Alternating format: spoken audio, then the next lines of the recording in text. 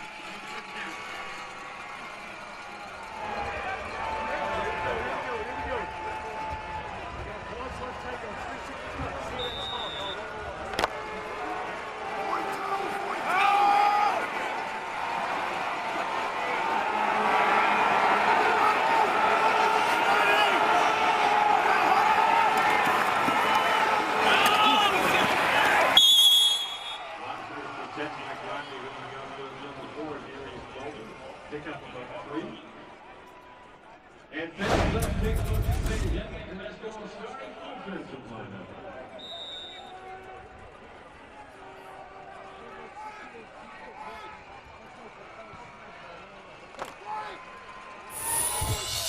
Hands up! Get your hands up! Hands, fight!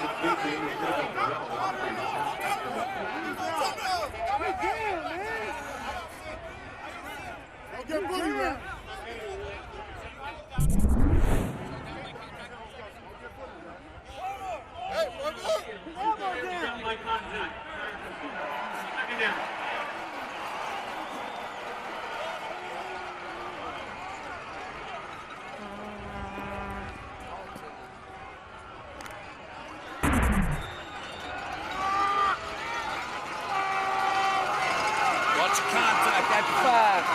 Watch contact at 5. Riley Walker again intercepted the fifth field. And that's another Tennessee first down.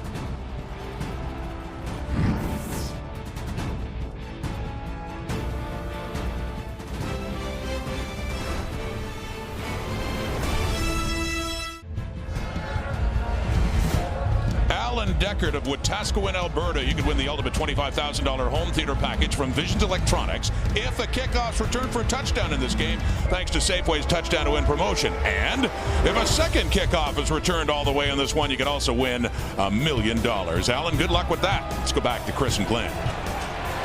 Back home, baby. Matthew Boulay forces the fumble. Brian King comes up with the football, and Edmonton's got a first down at the 23-yard line. Play action fake, and Riley throws into the flat. Gets complete and Corey Watson crashing down inside the 10-yard line, a first down. Mike Riley's going to get pressured off the edge by Frank Beltre, but he has that release valve right on the sideline, and it's Corey Watson.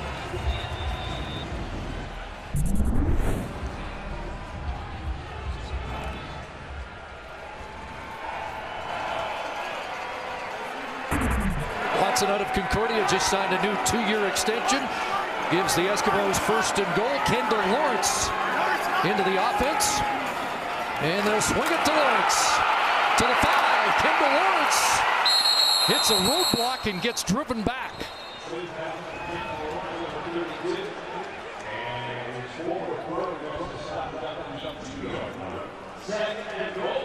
So it'll be second and goal from about the 2.5. Edmonton Eskimos are attacking the wide side of the field right now with these swing screens, either Kendall Lawrence or Darrell Walker. Here's that fumble one more time. Calvin McCarty gets the assist. He made first contact, turned Sky Dawson into Boulay. McCarty, the longest serving Eskimo in his 9th year. Akeem Shaver's back in. They fake the handoff. Riley straight ahead, and he'll be stopped short of the goal line. It's going to be third and goal. Matt O'Donnell, the right guard, immediately turned to Chris Jones after this play and indicated that it's only a few inches to go and that they want to go get it. He is held short. The ball never crosses the plane. Freddie Bishop hangs on, keeps Riley out. Third and goal. Eskimos going for it. Flag down. Riley into the end zone.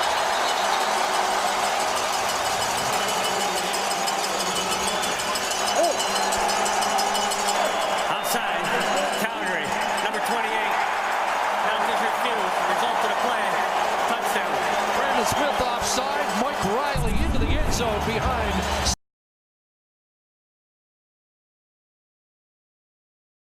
Down to the doorstep on that zone read, but it's just a variation off it with Mike Riley going up the middle and attacking the interior of the D-line, and they finish with the quarterback sneak and Chris Jones going for 2 after the first major by the Edmonton Eskimos. Coming out firing. So the Eskimos go for 2 from the 3. 5 for 8 during the regular season. And Riley into the end zone. Watford's got it. And a quick 8-0 lead for the Edmonton Eskimos. No rust. No rust, and this is how you can tell there's no rust. When you can throw it on time on the quick slant down on the goal line with tight man-to-man coverage, you know the guys don't have rust offensively. That throw was right on the money. Points come off turnovers. The leading team in fumble recoveries this year gets one early, and Mike Riley makes Calgary pay.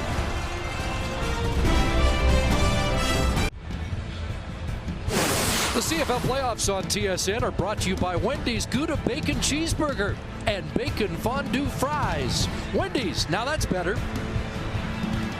And by Shaw, proud sponsor and fan of the Canadian Football League. Turnover is always such an important part of every football game. That much more important in the playoffs, and Edmonton takes advantage of the first one here this afternoon. 4 plays, 23-yard touchdown drive after the fumble by Sky Dawson, trying to atone for it here, and he's brought down by Calvin McCarty once again. Fired up on the team. One more shot at that convert here, and this is Mike Riley on time. 1, 2, 3, step throw, right inside leverage. That's Darrell Walker on Brandon McDonald. No chance for McDonald when the timing is that good. Mike Riley 8 for 9 out of the gate, and now Bo Levi Mitchell will try to respond behind that makeshift Stampeder offensive line.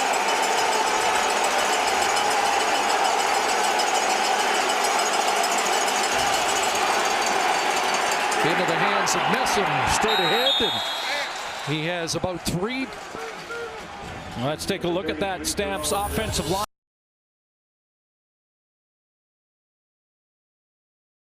Spencer Wilson. He's the Western All-Star for the Calgary Stampeders. And in fact, when you look at tonight's starting lineup, yes, it's Spencer Wilson, the only player that is still there in that starting offensive line. The rest have been changed, and there's been changes all season long. 12 different combinations have started in the last 16 weeks. Second down, it's dumped off. Underneath, it's Messam, and he crashes for a first down up around the 44-yard line. Well, they got to get the big 245-pound back going, just like they did against the BC Lions in the semifinal. 147 yards rushing for Jerome Messam, but that can give the young and inexperienced offensive line a chance to go and run block. Even on those little swing passes, they can become more aggressive and settle into this game. He had 81 yards receiving last week against the Lions in the Western semifinal. They fake it to him, and over the middle there's the leading receiver in the Canadian Football League. Eric Rogers is down to the Edmonton 45-yard line, finally tackled by Pat Watkins. The other aspect of getting Jerome Messam established is that once you get him established, watch how he influences the defense on the play fake. Jerome Messam is going to go play action here with Bo Levi Mitchell. That pulls up J.C. Sherrod in the middle to come and try and stop him, and who's open right behind him? Eric Rogers. Rogers with 4 touchdowns in 2 playoff games. A pair last week, another errant shotgun snap, but Mitchell gets it to the sidelines and into the hands of another former Dino, Anthony Parker. What a season for Eric Rogers out of Cal Lutheran. Led the CFL in big plays. Those are plays of 30 yards or more. He had 13 of them. And you mentioned when he gets down in that red zone, he is the #1 target. 10 touchdowns on the season for Eric Rogers. Averaged 65 yards in the 3 games against Edmonton. Against the rest of the league, up around 90 yards. Here's Mitchell pulling down another high snap and taking off. Don't see him run that much, just 19 times during the regular season. You know, he doesn't run much, but he will run to buy himself time. He'll move around in that pocket, negotiate the pocket well. Did that in the Grey Cup last year very effectively. He'll be a little short here. Third and about 1.5 yards, and the field goal team comes on. Are those snaps just enough to get his timing off? Well, it'll take his eyes off the coverage for a split second. They're going to have to shore that up as this game goes on. Paredes has been good this year, 41 of 47. You could see the playoff accuracy even better. And a finalist for outstanding special teams player. Take the holder from 44 out. He hits it. And the Stampeders are on the board. It's a 5-point Edmonton lead. Just over 4 minutes remaining in the opening quarter of the West Final. A lot of focus on that patchwork Calgary offensive line. With more, let's head to the sidelines. Here's our coach, Mike Benavides. Well, yeah, guys, so far the Edmonton Eskimos are covering up the center, John Estes. And you saw right on the second play of the game, a high snap. They're stressing him out. They're covering him, see if he can handle the matchup. And right now they're trying to cover up as many guys as they can, get the one-on-ones. And I think it's a great plan. Got all CFL defensive tackle Armando Sewell to put some evil intent in his mind. Pat Delmonico is now, what that means is, and what coach is talking about, is they're going to take and put Gregory Alexander right on top and line him right over Estes so that he has to block him, but also concentrate on that shotgun snap to Bo Levi Mitchell. So he's got contact immediately as he's snapping the ball.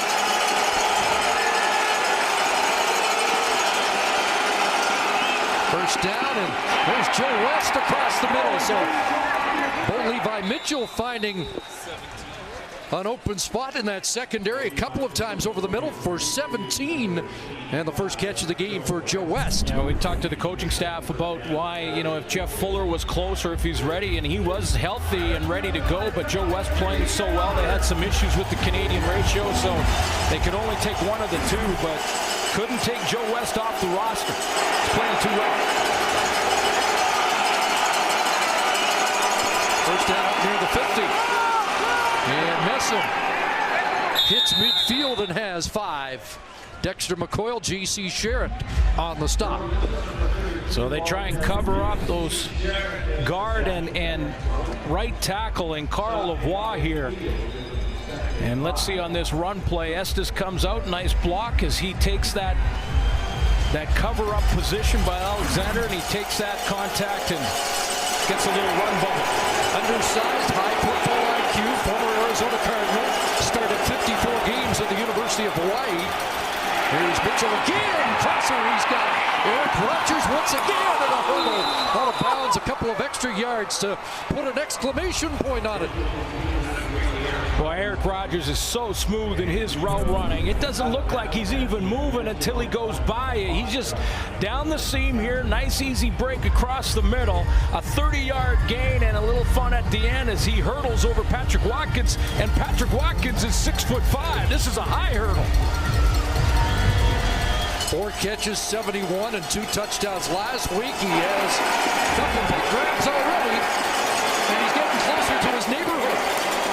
Here's Lamar Durant on the fly sweep, but Durant breaks through. Odell Willis trying to pull him down. Otha Foster finally, but Durant all the way down inside the 5. It's a 21-yard run for number 1. Great play calling from Dave Dickinson. Get things started here. There's Lamar Durant. He's going to come on that little run play to the left side of the formation. Well blocked at the point of attack. Jerome Messam gets out and into the secondary. He helps his fellow receiver out. But excellent play calling. Establish the run early to Messam. Go to play action in the quick game after that. And now mix it up with a little run to Lamar Durant. That raises the blood pressure of the Eskimo head coach. Mitchell into the end zone. Open man! And incomplete. Anthony Parker can't hang on. John Ojo recovered just in the nick of time. He's a Western All-Star and led the team in interceptions with 5. And in this case, John Ojo is beaten but doesn't give up on the play. He turns, makes up the space, keeps fighting for it, and then strips it out of there. Anthony Parker is going to argue that he had it long enough, but as he's going to the ground, he's got to survive the ground contact. Mitchell put a little air under it, but Parker should have secured it. And it's second and goal. Mitchell into the other corner, too far for Rob Cote. Incomplete. It'll be third down. Still trying to work Jerome Messam into the playbook. Remember, he was that trade right at the deadline in late October. He's going to come out here and he's going to be almost in the same area as the tight end and Rob Cote. He needs to get a little bit shallower, but that ball thrown out of bounds.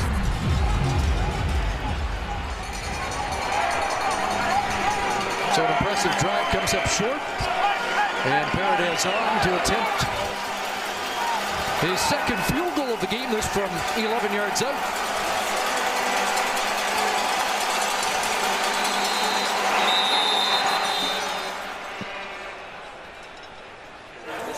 Time count violation.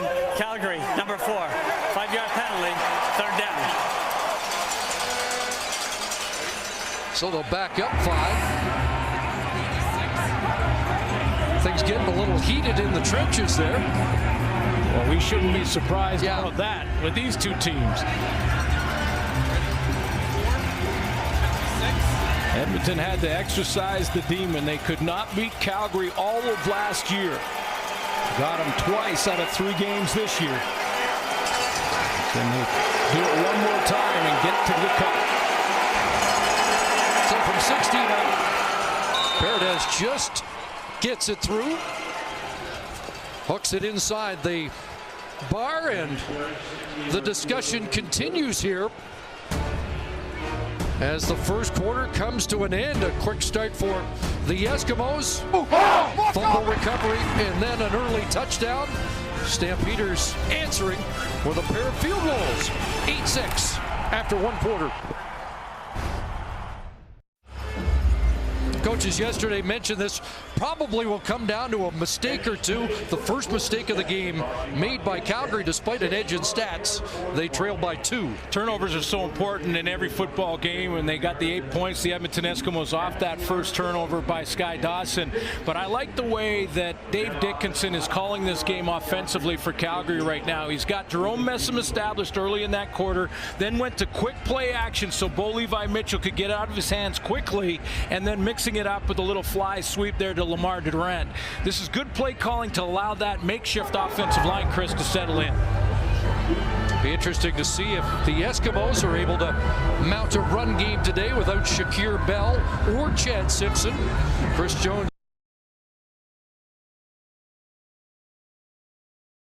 just his 3rd game at the running back spot. Does have Kendall Lawrence, who he can deploy in that area as well. And he is their ace return man. And Kendall Lawrence up over the 35-yard line. Glenn Love leads the surge downfield on the teams. Well, everybody gets involved in the Battle of Alberta on ice or on turf. There's Taylor Hall. Edmonton Oilers, and Jordan Eberle is right behind Taylor Hall there. A couple stars for the Edmonton Oilers supporting the cause. And Mark Giordano, Johnny Gaudreau and company wearing the Stampeders. Love to see that. The Battle of Alberta runs deep. Mike Riley back to work.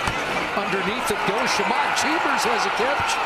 And Chambers, good second effort to drive for a first down.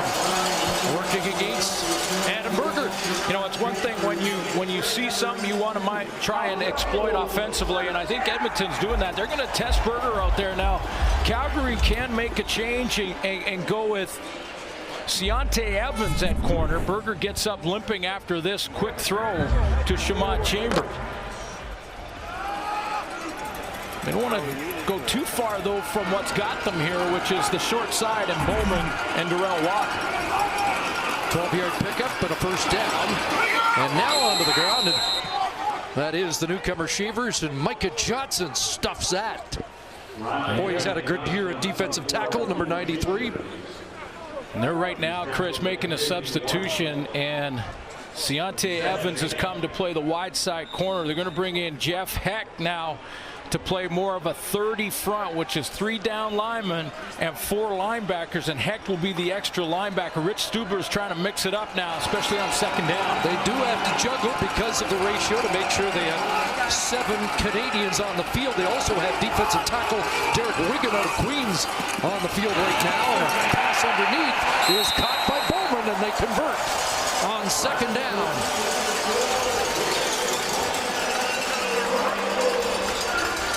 Take a look at how Rich Stubler is going to have to. There's his 3 down linemen, and then he goes with the 4 linebackers right there. And now that's what the 30 front is called. 3 down linemen, 4 linebackers, and good play call by Edmonton to beat it. Bowman the catch and a first down at the Stampeder 49. Right to the sidelines. There's another catch for Darrell Walker. Well, that's a tough combo to defend against. So you got a Darius Bowman, the most targeted receiver in the CFL this year, into the short side with Darrell Walker that in just 12 games had over 1,000 yards. Who do you double team? Well, we're going to hear both names a lot based on the regular season. Those two combined were targeted 57 times in the 3 meetings against Calgary. 31 for Bowman and 26 for Walker. And they're out to the field on this play. They look one way and now back the other for Stafford. And Brandon McDonald breaks it up. Nice break by Brandon McDonald. I mean, he was on that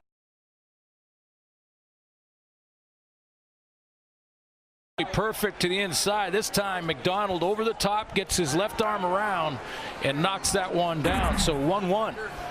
Darrell Walker got him on the first slant, but that time it was McDonald. Mentioned a lot about the offensive line of Calgary. They've lost both corners this year. Joe Burnett, Fred Bennett were the starters. Brandon McDonald makes a play there, and Sean White has to come on to attempt a 48-yarder.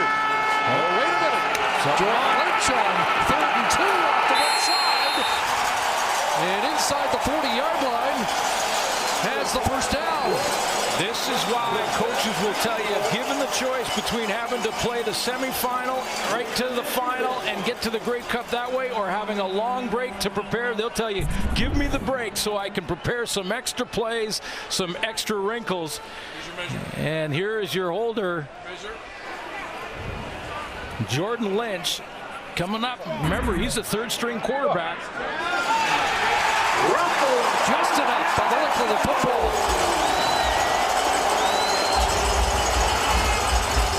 And that gets a smile from the coach on the sidelines. Yeah, he stepped up there. Now Jordan Lynch is under center. Remember, he's a 3rd-string quarterback and comes in some short yardage formations. He's also run some run packages throughout the regular season. He's the Swiss Army knife. He's a guy run punt cover, a guy that has done it all and gets what could be an important first down for the Eskimos. Now the pitch, and Shavers will try to get outside. Freddie Bishop in pursuit, able to haul him down. That's a good all-around football play, because first of all, we see a little bit of Akeem Shavers, who gets out, and this is his game, that speed to the outside out of Purdue. But how about the speed of big Freddie Bishop, 265 pounds, and he's going to run Shavers down here. And he's in behind him. He outruns the angle and catches Shavers from behind. That's speed for a big man off the edge.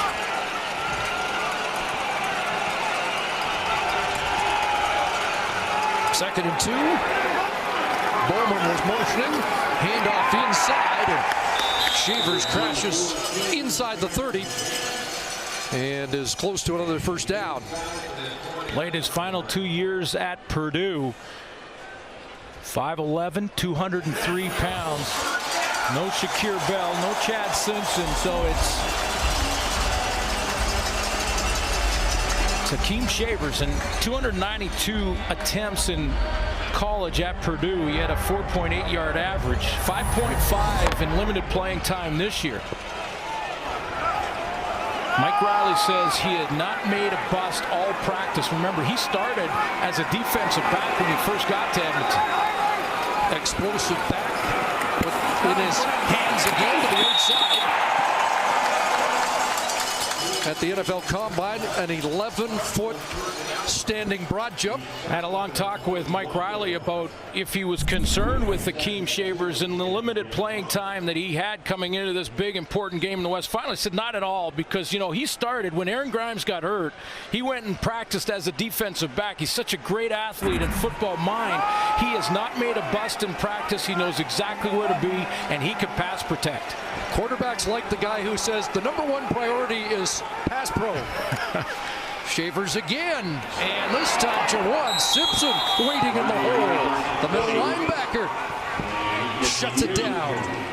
You know, statistically, Juwan Simpson last couple of years isn't going to jump off the page for you, but this is the guy that is the catalyst for this team. He's the leader. He was a former captain at Alabama, and when they need him, he steps up and makes a play. He's going to make Edmonton have to try for a field goal here. Missed 5 late in the year with a broken collarbone, and after a delay, Chris Jones does send the, well, let's see, Jordan Lynch back on. He is the holder, and I think he's also, well, they do have Sean White on the field, so let's see if they got something up their sleeve again on 3rd and 1. Well, Juwan Simpson just walked around to that field goal return team, and he reminded, hey, be careful. Here we go again. They try and draw them offside. As you can see, it's more than a yard, and Calgary doesn't bite. Violation. Edmonton, number 5. 5-yard penalty. Remains 3rd down. This is the captain in Juwan Simpson, making sure that everybody on that side of the ball was on the same page.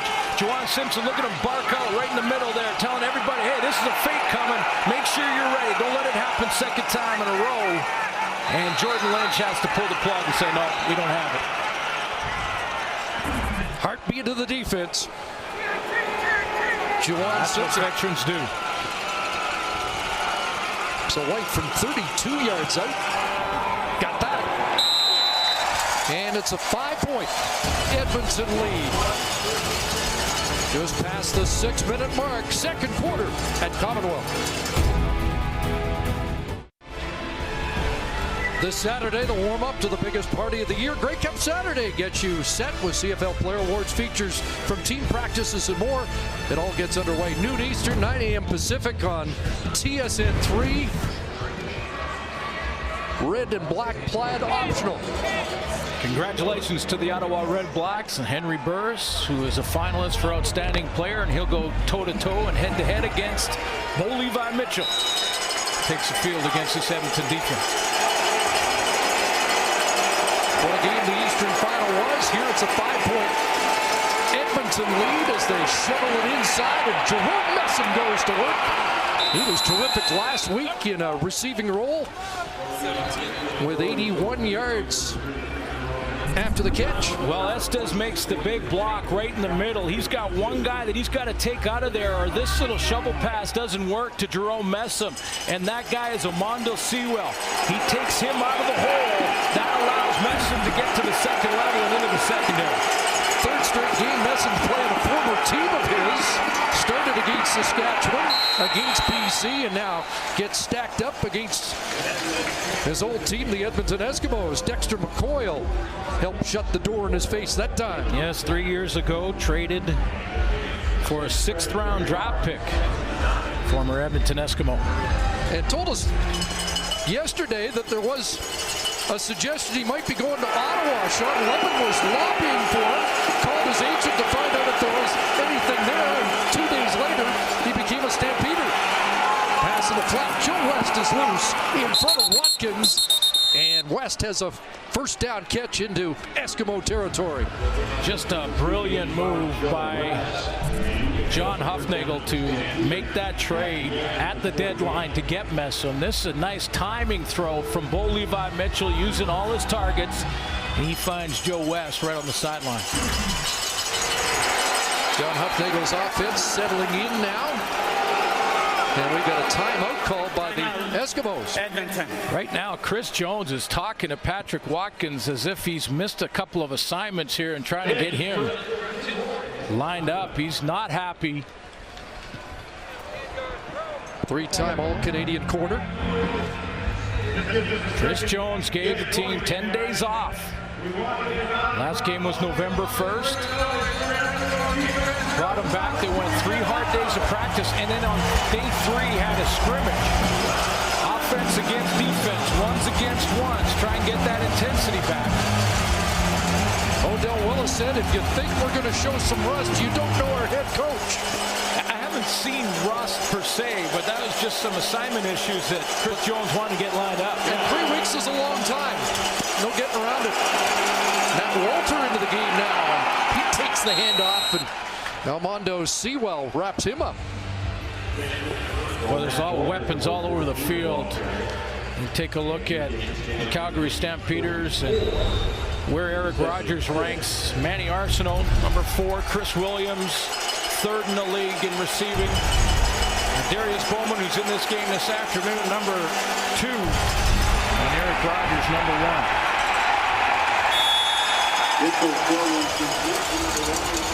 And number 1, Lamar Durant, gets stopped short of the first down. It's going to be 3rd and about 3.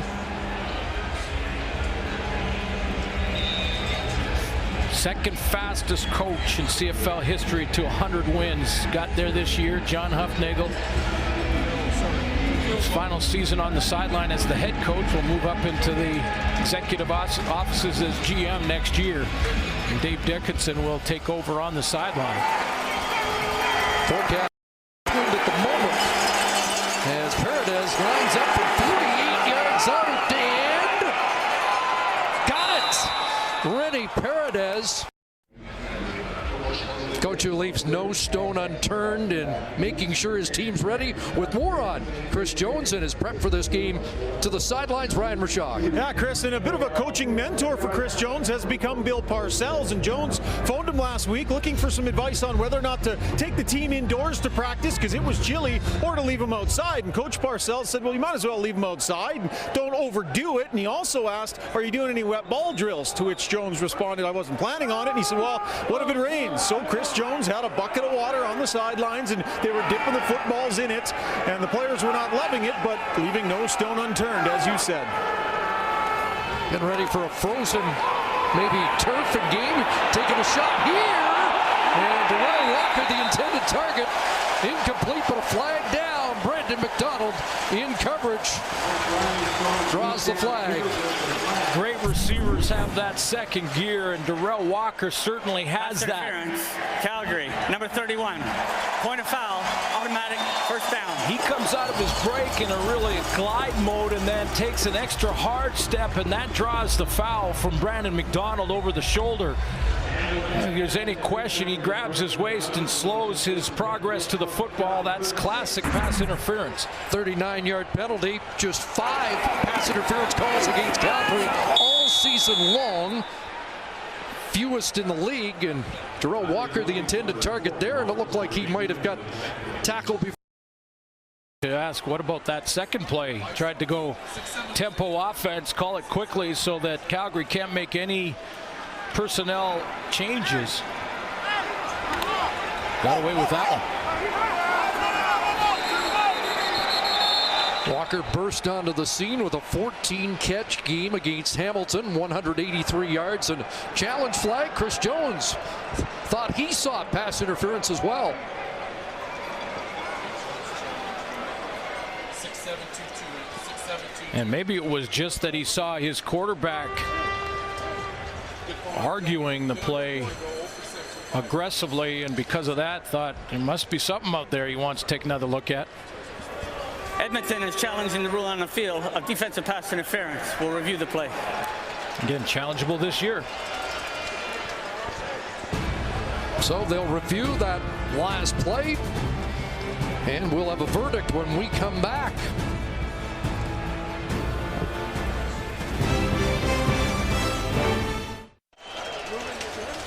Not sure this challenge will be won by Chris Jones here. Take a look at Adarius Bowman try and get out and create a pick on Brandon McDonald. And he almost is more guilty there with a hold on McDonald, the corner, as Darrell Walker comes inside. He gets tripped up, so if anything, that would be incidental.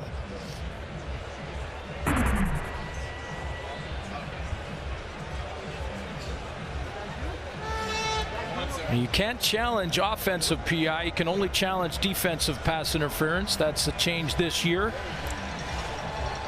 And that's about the only category Chris Jones wasn't very good in this year. 0 for 6, and you get the sense it's going to be 0 for 7. Well, Brandon McDonald's argument was that, wait a minute, I was being tackled and held by Darius Bowman, and legs got tangled. Mentioned Calgary only called 5 times during the regular season for defensive pass interference, 8 times for illegal contact, easily the lowest totals across the league.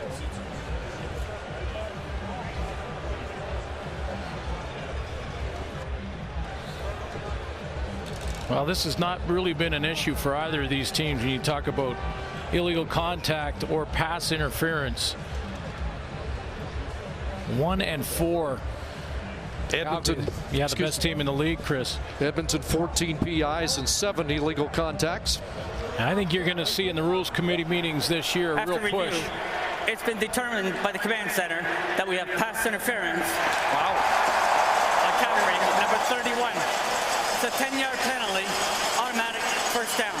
Like incidental to me, because McDonald on the outside is trying to fight off what looked like a hold. Now, you can't call it off this DPI challenge on Bowman. You can't call that after the fact, but the PI wasn't a grab on Darrell Walker. It was more of just incidental as their legs got tangled. And there's no throw, and the block is already on Brandon McDonald. That last play certainly illustrates how Walker and Bowman work together. Passing a flat, there's Walker again, gets away, and then is brought down by the safety Josh Bell at the 10-yard line. Well, because of his ability to get up over the top, and he showed that this year, Darrell Walker is going to earn that corners respect, and because of that, they're going to back off. And you get into man-to-man, and Brandon McDonald's got to give him some space. He doesn't want to let him get in behind him, so he gives him a 5-yard cushion there, and Darrell Walker will take advantage of that cushion. Third trip to the red zone for Edmonton against the top red zone defense in the league.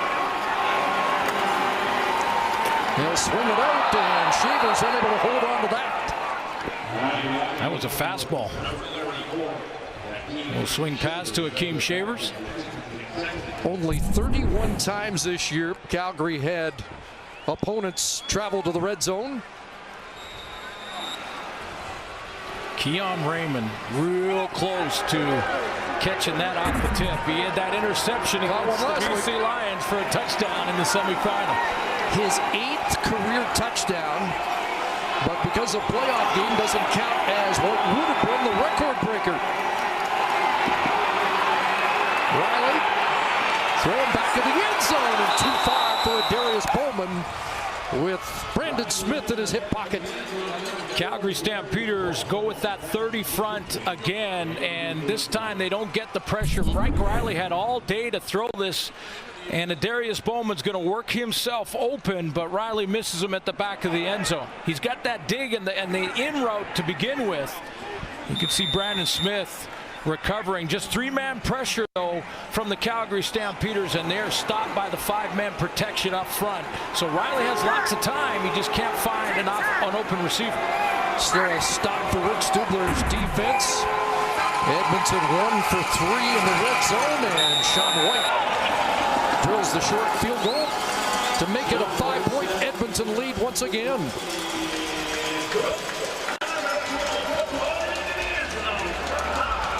A little bit of a chess match.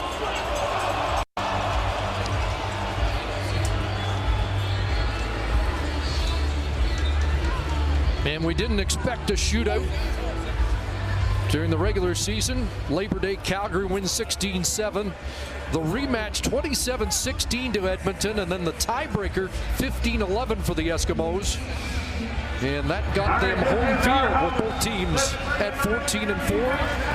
Both great defenses, so not similar in style, Chris, but similar statistically throughout the season. Uncanny how similar the stats are. At least 20 categories, they're 1 and 2. Messam straight ahead. We take a look at these two teams, both 14-win teams. First time in CFL history that the West Final has been played with two teams that have won 28 games. Their points for almost identical. Points against 346 to 341. TD passes. I mean, whether it's offensive or defensive categories, it's been neck and neck between these two teams all season long. Eskimos have allowed 11 fewer yards this season than Calgary's defense. Second down, Mitchell's got to bounce around, but has an open man, and there's Markway McDaniel. So often the second down conversion outlet for Bo Levi Mitchell. And the Stamps will stay on offense as the 3-minute warning is given to the benches. Second down conversion catch to a 1,000-yard receiver, Markway McDaniel.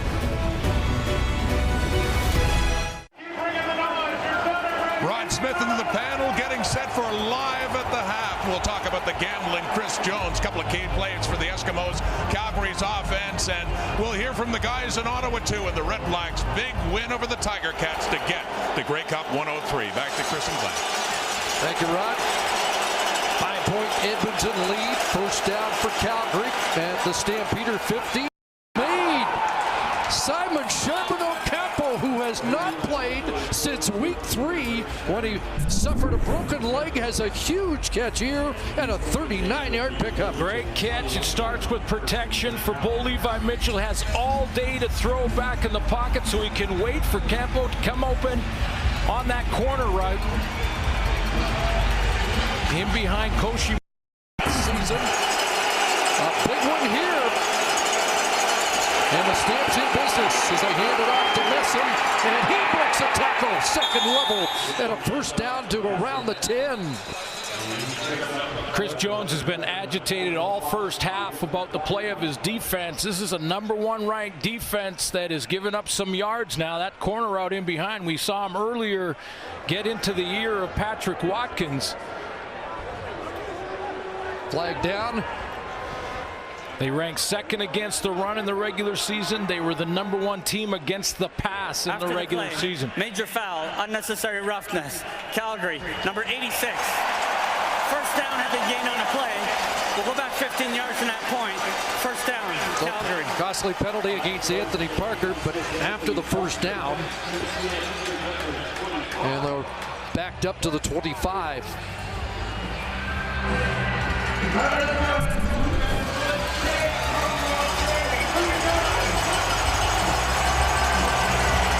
It's Anthony Parker right at the top of your screen, and Jerome Messam already down, and he made the hit on Ojo. 1st and 10 again. Lots of time for Mitchell, and the pass is caught. Joe West breaks it down, working against Watkins, who thought he was out of bounds. Well, let's see, the officials still conferring. Would be a 22-yard pickup. They're marking it down on the 3-yard line. Bo Levi Mitchell with the accuracy on the throw behind, back shoulder throw. And the ruling on the play is that we have a force out.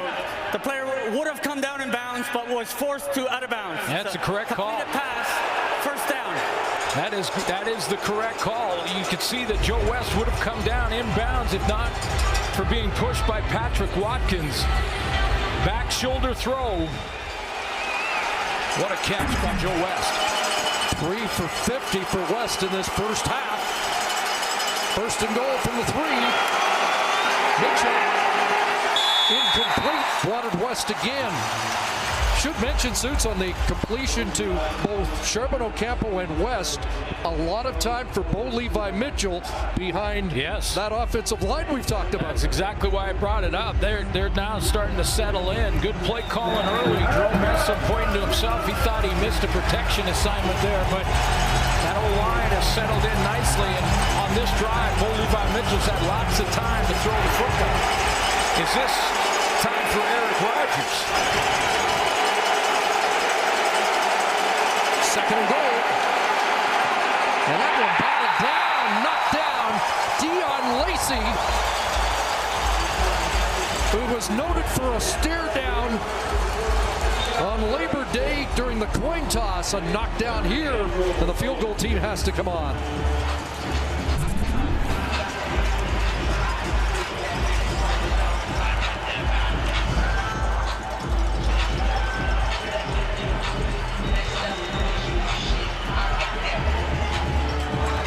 Bo Levi Mitchell was looking for Eric Rogers coming out of there on the slant. He had all kinds of attention. Another short field goal attempt for Paredes. No problem, and with just under 2 minutes to go here in the opening half, it's again a 2-point Eskimo lead. So both teams have had plenty of deep forays into opposition territory, but have settled for short field goals. The #1 target, Chris, down in the goal line for Calgary all year has been Eric Rogers. Watch the attention. He draws number 80 in the 3rd receiver hole right here. Comes in, Aaron Grimes jams him. He gets hit by Odell Willis. Double covered on the slant route. Ball knocked down.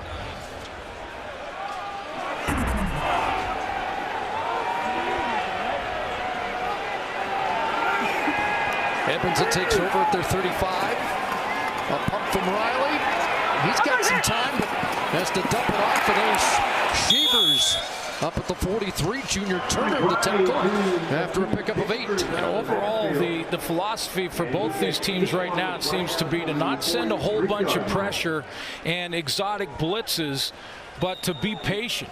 I mean, Rich Stubler and John Huffnagel defensively are a lot of that 30 front where they're just sending 3 down linemen. They're moving Junior Turner out and playing defensive end with him. He's a tackle. And they're going to make Mike Riley be a little more patient, at least they have in this first half. Riley 111 yards passing here in the first half as he looks at 2nd and 2, and he'll run for the first down up to the 50. Dragged down by safety Josh Bell, an all-star for the first time. You know he's going to do this. I mean, this is part of Mike Riley's game, is to run the football.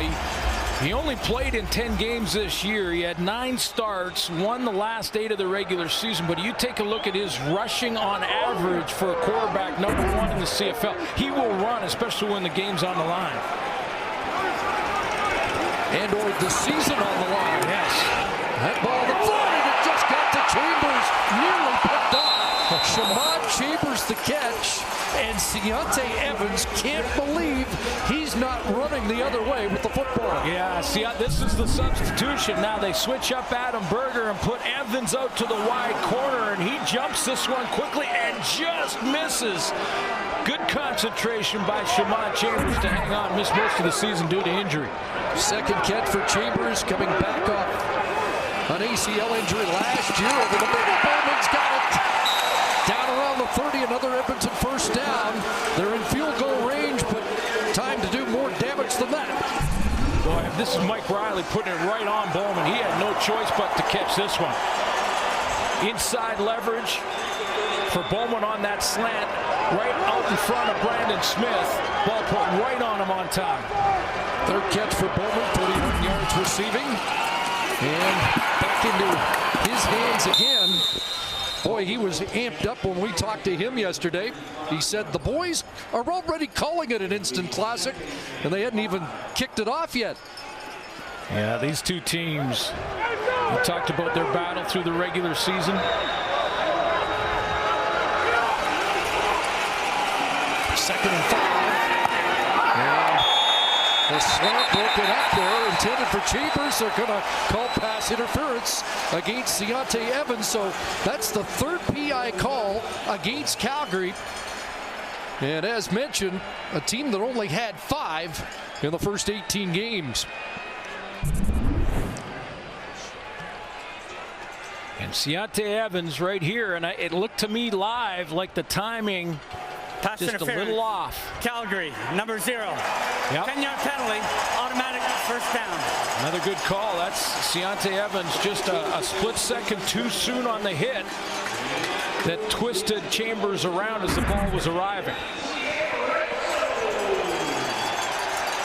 So the fourth trip to the red zone, 1 for 3 Edmonton. You saw John Hufnagel look like he thought about challenging that call. Doesn't. Here comes the safety blitz. Riley gets it away. Bowman, touchdown!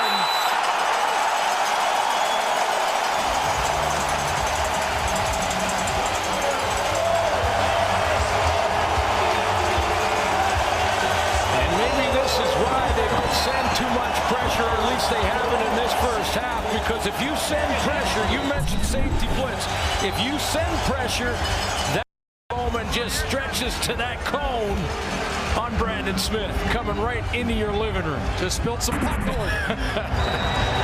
What a big drive, late first half for Edmonton.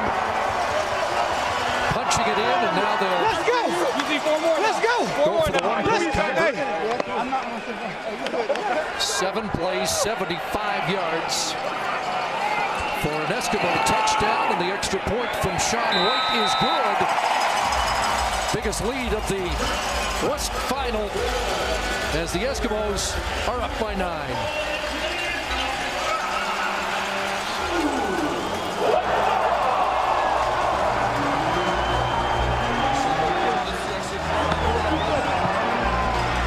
Couple of touchdowns during the regular season against Calgary for Bowman. An even bigger one here. Yeah, let's take a look at that safety blitz. It's Josh Bell, and they're going to bring Josh Bell from this side. They're also going to send Juwan Simpson. Now, if you're going to send pressure like that, it means you got the one-on-ones, and if you stop it here, there's the one-on-one on the out, and look at the room that you've just got to give it Darius Bowman. If you don't, he's going to run by you. Brandon Smith does his best to try and close on this, but Bowman stretches to the end zone. Nice pickup. Timing is there on the throw. Nice throw and catch by the Edmonton Eskimos, picking up that safety coming. Riley had 6 touchdown passes in his final 2 regular season games. And one more look. Sky Dawson on the return. He dropped the football again. Does Edmonton have it? You're saying they do. Eskimo football. Sky Dawson has fumbled twice in the first half. Tim Brown was available, but Dawson had played so well. John Hufnagel went with the guy that he's used down the stretch, and Dawson's put 2 on the turf here in the West Final. Now is he down? I was going to say, did his knees touch before the ball came out? He would have to have lost the football in the air because he's diving forward here. Yeah, he's down. I think he's down by contact. Every turnover is reviewed. They'll take a look at that. The previous play is under review by the command center. Thank you. I agree, Chris. It looked like he was down by contact. The forearm hit the ground, and that's when the ball popped out. I think the head coach may have a visit with him anyway, but well, he's not covering both tips of the football. The back tip is underneath his arm, but not secured, and that's what's causing him some problems in this first half. Your hand has to cover the front tip. The other tip is tucked into that arm, a little loose out there, and he's dropped 2. Now that one looked like he was down by contact. It won't hurt Calgary. It was an interesting late season trade. You don't see many between Calgary and Edmonton. The Eskimos sending Sky Dawson to Southern Alberta, and he has been good in recent weeks. After review, it's been determined that the Calgary player was down with contact at the 35-yard line. It'd be first down, Calgary. So it is Stampeder football. Otherwise, Edmonton would have had a chance to kick another field goal to add to the lead before the half was done.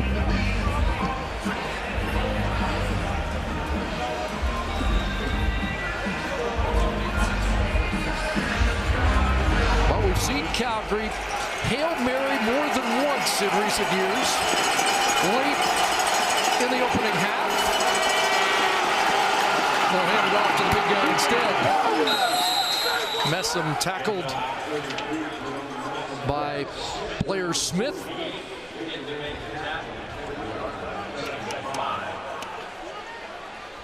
Second and 5. And Calgary likely to just run it out. Yeah, run this out. Capitalize when they get down in the red zone. They'll talk about that at halftime. So Mike Riley a touchdown to Darius Bowman as well with a touchdown. Bo Levi Mitchell and the Stampeders with field goals, and halftime at the West Final, 21-12. The Eskimos with the lead as we go to the panel and Rod Smith. All right, thank you, Chris. Well, there were questions of whether the Edmonton Eskimos would be just too rusty after 3 weeks away, but that rest looks like it has helped them a lot. Looking sharp, especially with that late drive of the touchdown to Darius Bowman and a bigger lead at the half. Milt Stegall, Matt Dunnigan, and Chris Schultz along, and Edmonton with the lead the entire way. There have been some key plays, Matty, in this football game that even before the Bowman touchdown, explain why. Absolutely. Well, you got Calvin McCarty on special teams play, on a punt, running down there, and basically putting Edmonton in a position to get points. And to me, this is a hidden gem. And then you've got John Ojo on the other end making a fantastic defensive play. A long, lanky player like we've talked about that Chris Jones loves, makes a play in the end zone and takes one away. There's McCarty doing his thing, and then here's Ojo on a fantastic play, not giving up on the ball, taking points off the board for Calgary. Hidden gems right there for the Edmonton Eskimos. Guys doing the dirty work, making big-time plays. Well, you know, these Edmonton Eskimos had 3 weeks off, so we know Chris Jones was in his lab thinking about things, thinking about different things he could do, trick plays. And we know he's a gambler. We saw what he did last year against these Calgary Stampeders. He was backed up at his own 10, 15-yard line, and he faked a punt. So we knew he would come into this game and have some trickery, and that's exactly what he did. After their first touchdown, he decided to go for 2 points. It paid off for him. And then he had another opportunity. 3rd and 2, his field goal holder is the quarterback, Jordan Lynch, and he went for it, and it paid off. out for him. We know Chris Jones is a gambler. I wouldn't be surprised if he comes out this second half, some more opportunities, and gamble even more, Schultz. Guys, I've been so impressed by both quarterbacks, by Bo Levi Mitchell, in the sense that he is making big plays against a defense that doesn't give up that many big plays. The crossing pattern, the ability to hit receivers in stride, they're getting these big chunk plays that normally the Edmonton Eskimos do not give up. It'll be interesting to see which offense can continue to make these type of dramatic plays, because I think we're in for a big-time shootout in the second half. Yeah, you know, the whole rest versus rest question. You were saying right from the beginning, of course you want the 3 weeks. Chris Jones was a little concerned about it, though. I'd much rather deal with that scenario than limping into the playoffs like the Edmonton Eskimos did last year against the Calgary Stampeders. I've seen a discernible difference here in the first half. I think we'll see it even more play out in the second half. I would like to see these Calgary Stampeders come out and establish Jerome Messam a little bit more. We saw early on to give him the ball. He's a big bruising running back. Give him the ball out of the backfield, some screens. After a while, as a defense, you get tired of tackling somebody like Jerome Messam. But you know so what? I want to see him give him the ball a little bit more. What was really odd was the, not altercation, but the discussion between Patrick Watkins and Chris Jones. In terms of Edmonton doesn't have great clarity on who covers who and what they're doing in the secondary, because there have been so many moments where Calgary's made those big plays. They got to clean that up. Schultz, a lot of those plays happen in zone defense, and when you got a guy like Bo Levi Mitchell and receivers like Rogers and West running through the zone defenses, he's going to find those windows. And Patrick Watkins, he just had a brain fart on the sidelines, you know. And Jones, he was just tuning him up, saying, "Come on, get with me." Well, the Edmonton Eskimos are halfway there. Still a lot of football to be played. The winner of this game will take on the Ottawa Red Blacks. We'll have the story of the big play and the big game for Ottawa in the East and their victory over Hamilton when we come back live at the half.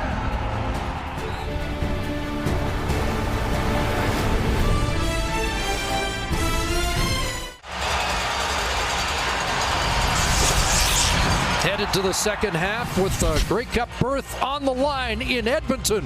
Eskimos 21-12. Let's head to the sidelines. Brian Rashags with Eric Rogers. Eric, down 11 at the half. What was said in the locker room? We're only down 9, but we need to finish those drives 2 to 3 yards from the end zone. You know, we got to punch it in some way, somehow. If we're going to pass the ball, we need to complete the pass. We need to run the ball down there at the end. We got 245-pound Messam, so he can punch it in. When we get down there again, you look for him to get the ball. Thanks for the help with the math. Good luck. No problem. I got you. I'm here for you. I was told there was no math. But he agrees with Milt Stiegel. Give the ball to 33 and tight. Yeah, excellent point. And you got a big running back and an offensive line that's settled in that second quarter. If you get inside the 5 again, 0 for 2 in the red zone for Calgary. It's a difference maker in the first half. Second half underway. And it's Akeem Shevers on the return. Brought down by Corbin Sharoon, a former Edmonton Eskimo, former Edmonton Wildcat. Mike Riley back to work with a 9-point lead. Good half for Mike Riley, leader of this football team. 8 of 23, 161 yards passing, had the 1 touchdown throw. There's Darius Bowman with that touchdown, 5 catches on that out on the blitz. Darrell Walker involved mostly in the first quarter, his 6 catches. Boy, the element's not a factor. The flags are still. Game time temperature was 6, still above 0. Kenny Stafford's got a catch, and he runs past and has a first down. Good start, second half. Edmonton. Saw Ciante Evans play that wide corner a little bit in the second quarter as they went to more of a 3-down lineman, 4 linebacker set, 30 front. And this time they come back and start with the 40 up front and go back to Adam Berger on the corner. And where does Mike Riley go? He goes right out there to Kenny Stafford and makes Berger try and make a tackle in the open field. 13 on the first down up to the 45. 3 receivers wide side. Riley hooks up with Darrell Walker on the short side of the field, and Jawan Simpson there with help from Brandon Smith at the 52. It's getting to that time, and I know you're just starting the second half. There's so much football to be played in this West Final, but the Calgary Stampeders need to get a stop. They need to at least hold Edmonton to a field goal, and when that happens, and when they need that, they look to Keon Raymond. That's the guy who comes up with the big play, time in and time out. It's number 25.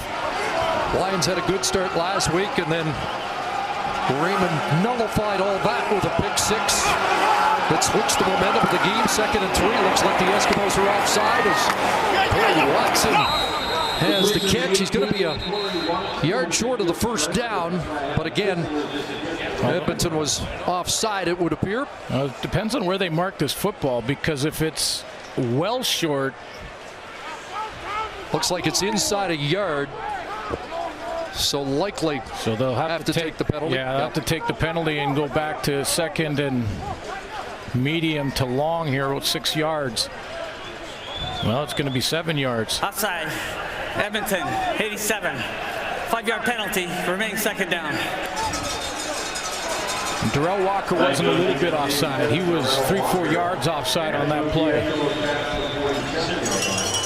You're right, though. The way they marked it, it appeared that forward progress was within a yard of the first down, but based on what it is now, it would have been 3rd and 3. Maybe they should have taken shouldn't have taken the penalty. Yeah, exactly. Here comes pressure. Burger on the blitz. Riley gets away, and the pass is caught.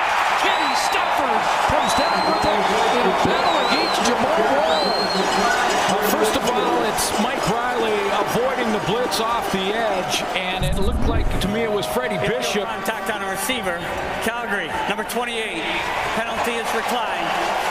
First down. And right here is the blitz coming from that extra linebacker, Jeff Hecht. He comes in clean. Now he gets outside of that rush with Bishop crashing down, and then he finds Stafford down the middle and wins the 50-50 ball. So Kenny Stafford's become a dangerous target. Just 12 catches in the 2nd half of the season for Stafford. Little pump there. Riley wide open. It's Kenny Stafford again.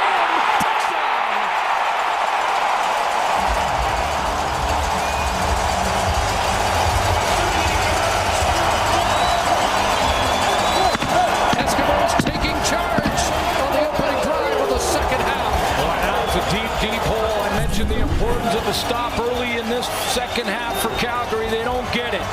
They get their linebackers up real tight. Juwan Simpson and Duran Mayo are only about 7 yards off the line of scrimmage. That opens up that middle to Kenny Stafford, and they take advantage and got him right down Main Street. He had 2 touchdown catches from Riley in the Labor Day rematch and extends the lead here. 9 touchdowns in the regular season, an extra point from Sean White, and it's now a 16-point Eskimo lead. A couple of touchdown passes for Mike Riley so far.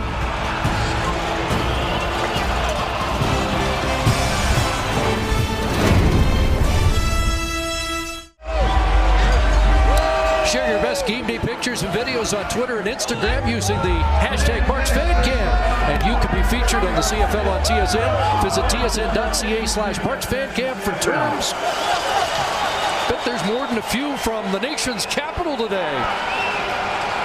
Mike Riley and the Eskimos looking to really take charge.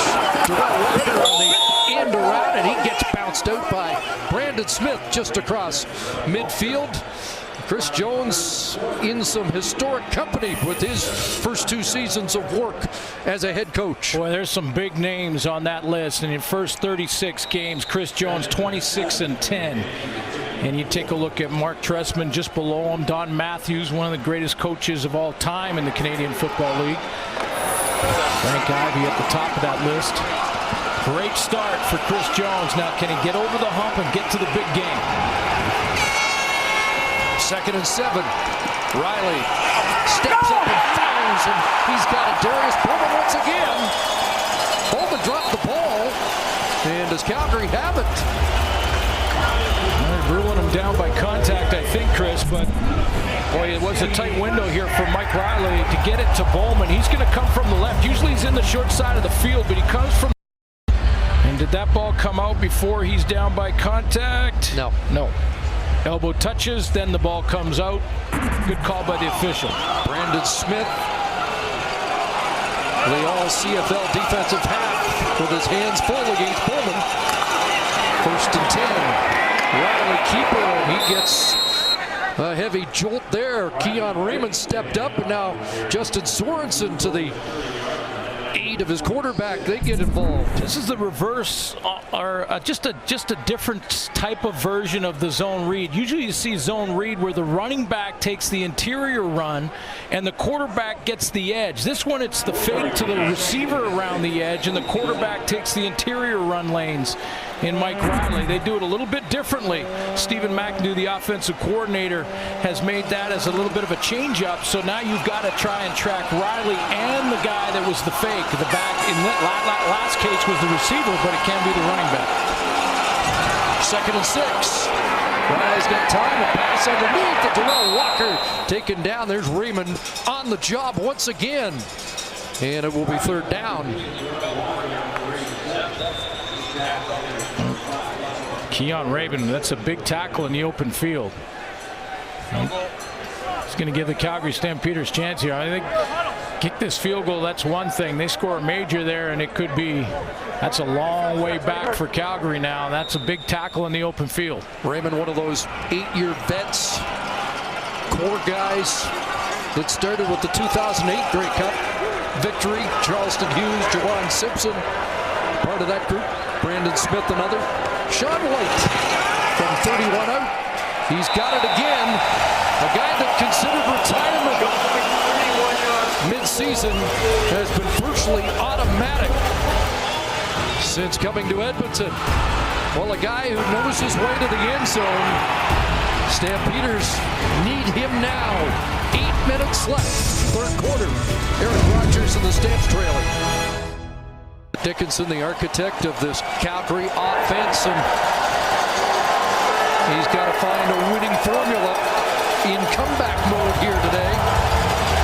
Well, they're going to have to put more pressure on that makeshift offensive line, the one they patched together for this game, and have them sort of hold their own and get Levi Mitchell back in that pocket looking for those intermediate to long routes.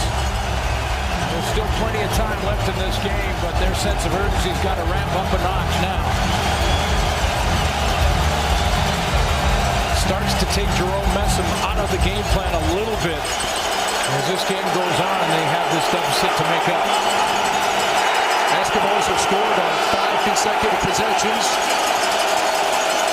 And now the Stamps require a response, and Messam bounces off first contact, but gets hauled down. Marcel Young, defensive half, steps up. Well, they run basically a run blitz here, the Edmonton Eskimos on defense, and Marcel Young's part of it. You see in the middle, Amondo Sewell is going to create all kinds of problems because he gets right up the field quickly, right in the middle here. You're going to see a good push from Sewell. That's up the middle. Now there's all kinds of trouble. Point of attack's taken away, and Marcel Young rallies to the tackle. Loss of 2, 2nd and 12.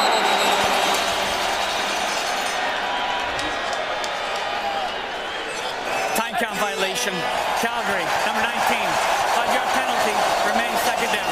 And it unravels a little bit more here as the Stamps are backed up by more. One for the crowd there. Odell Willis trying to get him going with Dexter McCoyle coaching to the crowd. We haven't talked much about Odell Willis, but I asked Dave Dickinson about which player on defense does he look at more than any, and he said Odell Willis is one guy I've always got to know where he's at. Rounding him up. 2nd and long. Mitchell steps up, and he's got Joe West. A big first down conversion for West, who's been a favorite target today. 22 with a first down. Well, Bo has to stand in that pocket and find the throwing lane, and he finally gets one. Inside pass rush move is taken care of. He kind of negotiates the pocket, steps to his right, and there's Joe West, the clutch catch to move the chains. 4 catches, 72 yards. J.C.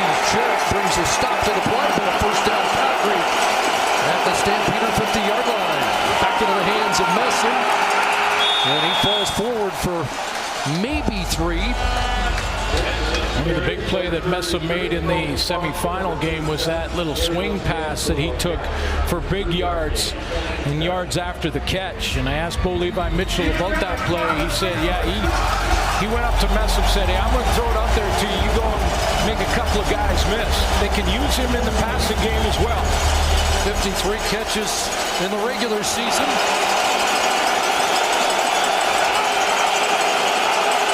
Second and 7. 4 receivers wide side, looking that way, but short hops it. Not sure if that wasn't tipped. And the punt team has to come on again. And 2nd and 7, play action. In this, when you're down like this, is not really going to sell too many of the defenders, or at least it shouldn't. You remember Chris Jones talking to Ryan at halftime? He said, we've got to be better against play action. And what he got there was J.C. Sharon dropping underneath receivers and forcing Bo to throw it to the sideline. Good boot by Maver, 47 yards. Kendall Lawrence trying to get outside and runs out of room. Deron Mayo angles him out. So we mentioned Mike Riley in his last game, November 1st, was 82.9%. Over 80% again here. One more. With impressive numbers. We're going. Just 45 minutes in. Well, 4 of those 8 starts in the back half of the season, over 300 yards passing the final 3 games. He has been on, and he's on again in this West Final. Not even 40 minutes in. Well, I'm having trouble with the math now.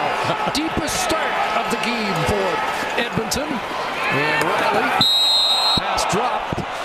And there it is. Bowman with the drop, and there's usually 1 in the game. Yep. As good as he is. Well, targeted more than any receiver in the CFL. I mean, coming in after the regular season, 162 times he was targeted. But it is uncanny how he will drop 1 per game. That's right in his chest, and then move on and make 3 or 4 spectacular catches. Last 3 games of the year, 25 catches, 418 yards. He was on fire to close it out. There's a pass caught by Kuhorn. Berger brings a quick stop to that play. What Calgary needed was a 2-and-out, and Rich Stubler's crew gets it. Second 2-and-out of the game for the Eskimo offense. Second time that Adam Berger has made a tackle and got up limping. So Markway McDaniel is back to return the punt. Sky Dawson hurt. So McDaniel does some double duty, waiting the punt from Grant Shaw. Tumbling punt, and it's a 40-yarder and a returnable one. McDaniel down to the Edmonton 47, so terrific field position for Bo Levi Mitchell and the Stampeders, who need to close the gap. And don't be surprised to see Calgary go after some punts. They've got Markway McDaniel back there now to just basically catch it, get what he can moving forward. They might put 11 up and try and block one, and could use a play like that. Talked to Bo Levi Mitchell yesterday, and he said, against Edmonton, you got to stay patient. But I get impatient once in a while. Wonder if he's ready to take a shot. Not yet. Messam sent tumbling ball loose, and Marcel Young got it. Jerome Messam says he's down. Let's find out if he's right or Marcel Young is. That play made in the middle by J.C. Sherritt stepping up and taking on Jerome Messam. I mean, he drops his shoulder. We'll take a look and see if he was down by contact or not. Every turnover is reviewed, but J.C. Sherritt steps in there. And Messam's right, he is down. Outweighed by about 30 pounds. He's down. But it looks like he will be down by contact with that elbow hitting. That's a lot of force when 245 pounds is dropped from that high up. Well, that's great linebacker play, too, by J.C. Sherritt. I mean, he's being blocked there by Lamar Durant. Steps in, lowers his shoulder, on Messam, but I think Messam's got an argument. His arm looked down by contact there, and the ball came out after the elbow hit.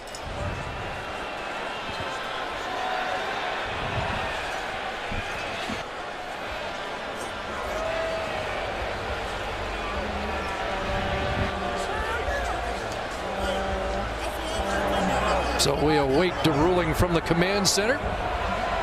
The only part of the running back that can go down without being down by contact is the hand, the offhand. So there's the hit by Sherritt. Elbow touches there, and it looks like he still has the football. An elbow and forearm hit the ground, then the shoulder. Here's a look that you haven't seen. Don't like it here, but that was the correct call. So instead of a turnover, it turns out to be a gain of 5 yards for Messam. I think you just saw John Hufnagel there trying to tell Bo Levi Mitchell, get things going in and out of the huddle. The time is their enemy now, too. Just looking at field position. Are we in 3-down territory yet, or is it too early? Almost. Right on that bubble right now. 2nd and 5.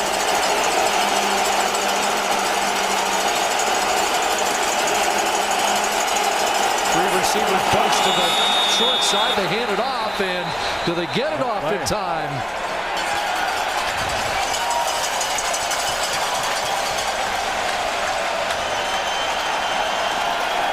Procedure. Calgary, number 53. 5-yard penalty.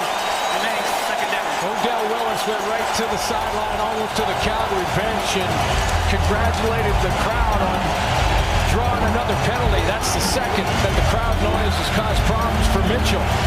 Get that ball snapped on time.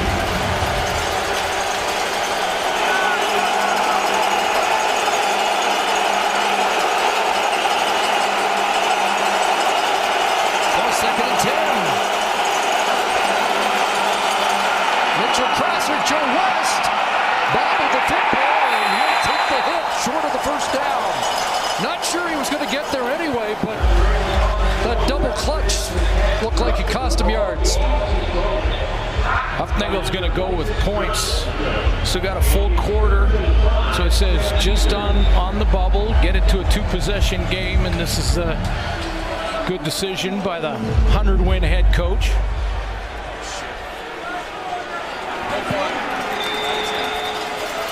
Rene Paredes surveys. 51 was his long this season. This from 49. No chip shot right now. And Paredes has hit another. Keeping Calgary in it. That's a 2-possession game now, with just under 3 minutes left here in the 3rd quarter. 7 out of the 8 years John Hufnagel has led his team to this game, the Western Final. 3 Grey Cup appearances, 2 wins. 2008, of course, last year. Can they get back? Take a shot at repeating. Got some work to do. After the play, objectional conduct. Calgary, number 4. 10 yards, first down, Edmonton. That's Drew Tate, the holder. Drew Tate. After the fact here, kick goes through, and Drew Tate thought that there was a hit on Rene Paredes by Ojo. Said something to the official and chased him down, gave him the, pointed at him a couple times, said something, and drew a flag. Lowest penalized teams had a bunch today. Catch is made by Corey Watson, brought down by Brandon Smith. Edmonton Eskimos got to keep their foot on the pedal here. 2-possession game. Long kick there, a little bit of momentum for Calgary. They get a stop here and they can build on that. Points on 5 of their last 6 possessions. 2nd and 4. Up near midfield. Short drop, quick hitter, and that one is batted away, knocked down And the Stampeders defense getting stouter with under 2 minutes to go here in the third quarter. Yeah, Edmonton Eskimos can't take their foot off the pedal here. There's way too much football to be played. That guy knows it. Second consecutive 2-and-out.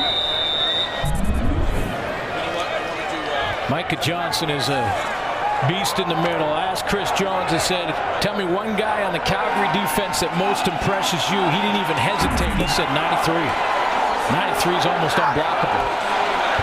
Good to see him finally have an injury-free year to show his stuff.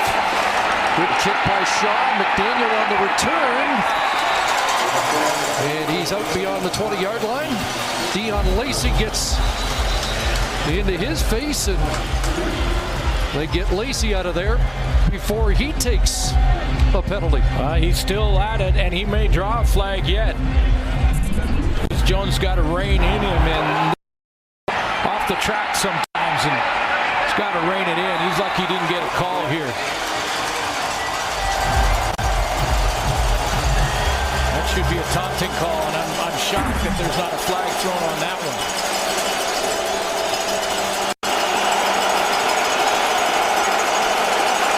The 24. Fake to Messam. And now on a roll. Pressure on from Odell Willis. And Mitchell's got to throw it away. John Ojo had Joe West covered down, and Joe West could not shake him. That's the guy that Bo was waiting on. But John Ojo just shut the door. All-star in his rookie season. Watch how he covers down on Joe West here, and he just gives him nothing. He sits on this little curl, then he goes with him on the go road, and finally both Levi Mitchell is thrown away. Eric Rogers calls up on 2nd and 10. They're time, gets it away, and it's intercepted. Arthur Foster's got it. In and out of the hands of Anthony Parker, and Foster, touchdown, Edmonton.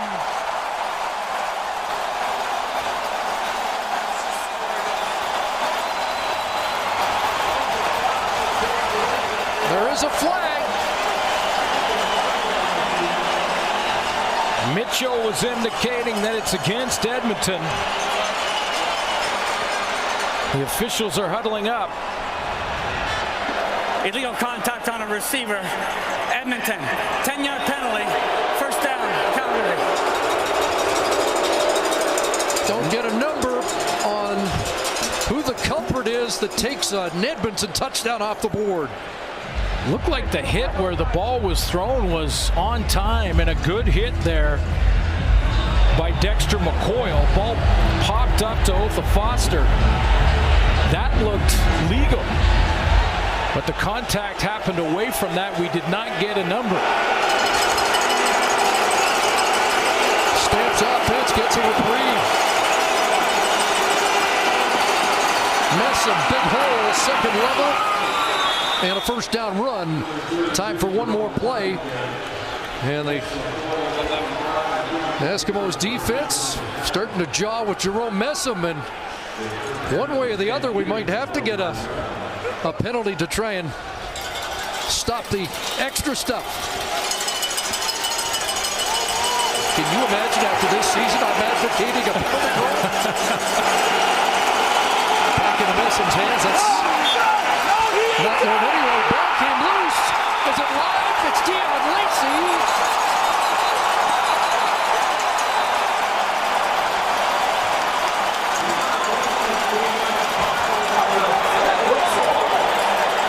And it looks like it was ruled down, but Chris Jones may be challenging.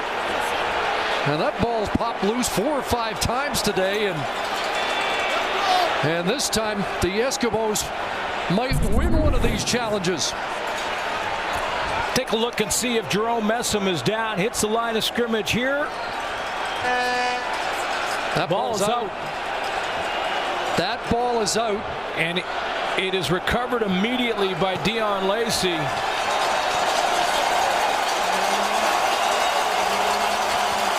can see the ball is out right there. He's not down yet. And it is recovered immediately.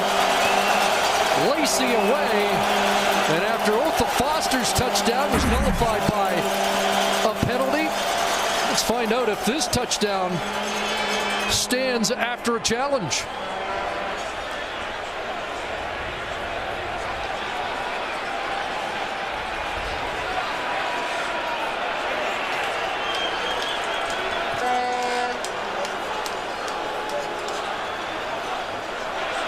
Messam was ruled down. Ruled down by contact, but it didn't look like he was down. When that ball popped out of there, you saw the ball on its way to the ground before Messam was down by contact, and I didn't hear a whistle that stopped the play before then.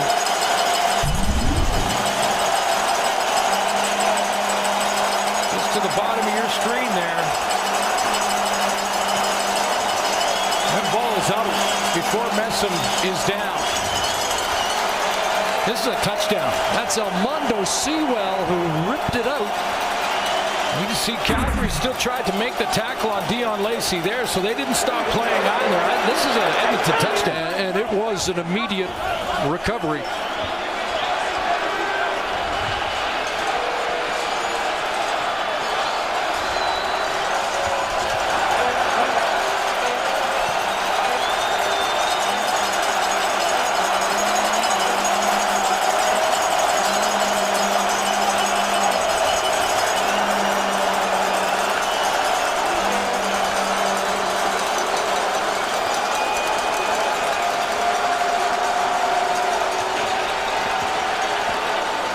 Critical verdict.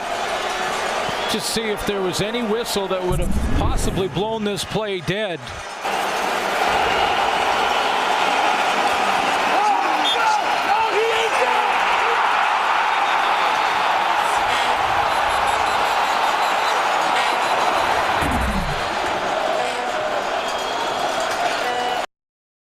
Unfortunately for Calgary, a whistle can't.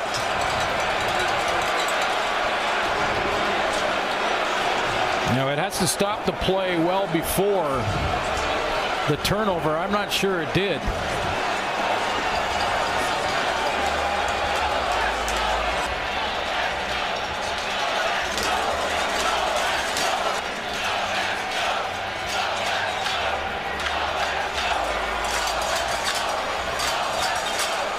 The bottom line here is that Jerome Messam wasn't down. Now, I'm not sure why this is taking so long, but it is a critical call. And that ball was recovered immediately, because that's also factored in. And that's the part of a whistle blowing, that for it to change hands, the ball has to be recovered immediately, and in this case, it appeared that that was the case.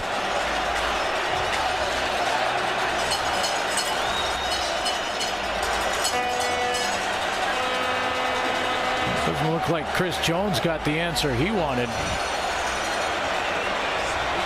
on whatever was being explained to him there. This has gone to the command center now, of course. This would be a great escape for Calgary if it goes their way. Well, I'm not sure how it can, but by the length of time they're taking to make this ruling, you wonder what else they're looking at, because, you know, it appeared pretty simple. I mean, Jerome Messam hit the line, was spun around, not down. The ball came out. Lacey recovered immediately. Well, it's a 5-minute review so far.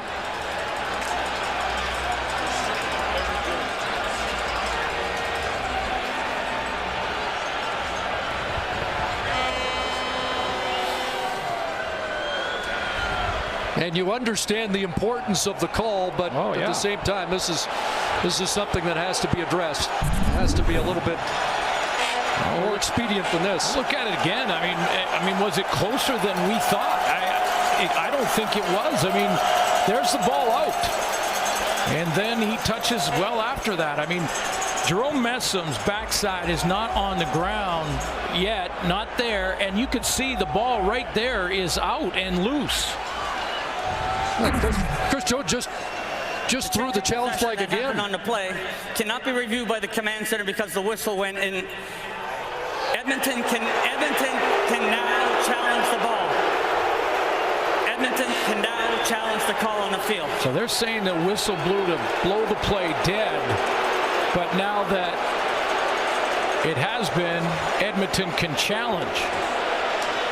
And that was the explanation that Chris Jones was getting on the sideline.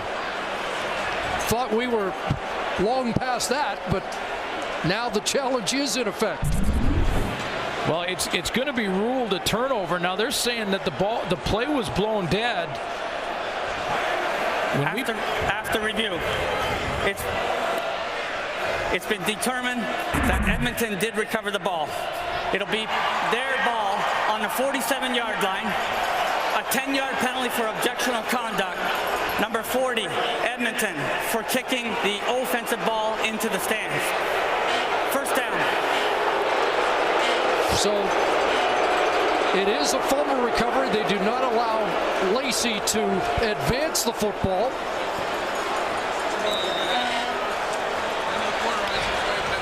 And after all that, the third quarter comes to an end. Well, the quarter normally can't end on a penalty. But it does end on a lengthy challenge. Edmonton football, when we come back, the Eskimos with a 16-point lead, heading to the fourth quarter.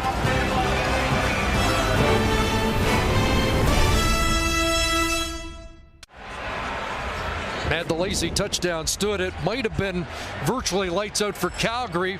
It's still another huge turning point here. The Eskimos with the lead and the football to start the fourth quarter. Yeah, they stay within a couple of possessions, so the Calgary Stampeders get a break there. And basically the ruling being that a whistle can stop the play prematurely, and then the fumble can continue to be challenged by Chris Jones, which he did, and they make the challenge, they win the challenge, but the touchdown by Dion Lacey's taken off the board. How do you like video review? Well, might be another show.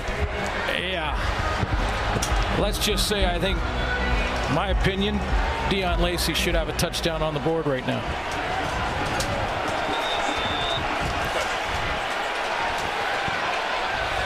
Eskimos take over on their own side of the half around the 54-yard line, and Mike Riley going to work, going deep. Got him! Walker, touchdown! Well, that didn't take long. 57-yard touchdown strike. And all of that, fumble, not fumble, Lacey touchdown, all that goes right out the window because Darrell Walker picks him up, puts him down, runs by everybody on the post. He takes Brandon McDonald downtown, and the ball's put right over his inside shoulder. What a throw by Mike Riley. Riley with 3 touchdown passes, 3 different receivers.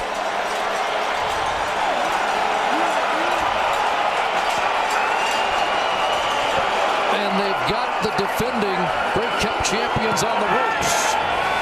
Darrell Walker now 102 yards receiving on the day after that 57-yard touchdown strike. Receivers will tell you, Chris, that when you're going one-on-one on a DB, like Darrell Walker is going one-on-one on Brandon McDonald, if you get even, you're leaving. And that's exactly what he does. Right now, they're even. If you're even with your DB coming out of your break, you're leaving. And that's Darrell Walker. Another gear, downtown over the top, and that ball dropped right in the bucket. What a throw by Riley. Hits his receiver in stride for the deep ball. Mike Riley over 300 yards for the 4th consecutive game. And getting closer to his first ever playoff victory. Don't see that very often in the middle of the game. A big smile from Chris Jones. But they can taste it now. They're in a position this year than Darrell Walker. Money. Finalist for outstanding rookie. Should win it. Matt Walter on the return. Spins for extra yards up around the 39, and Bo Levi Mitchell can't be patient any longer. Nope. And that doesn't mean that can't throw it to mess him out of the backfield, but they've got to get work against the clock, get that high-tempo offense out there going. And the problem with that is that Dave Dickinson, due to all the changes up front, the fact that he got his running back in late October, can't go very deep into that play card he's got in front of him. 8 comeback wins this year. But a huge climb ahead of them, and a pass for Eric Rogers in a crowd, incomplete.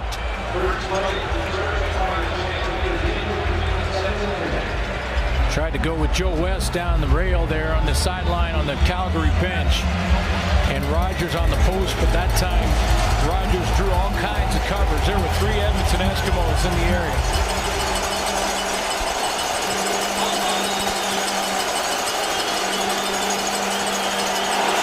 Second and 10, here comes pressure. Mitchell stands in, throws, intercepted.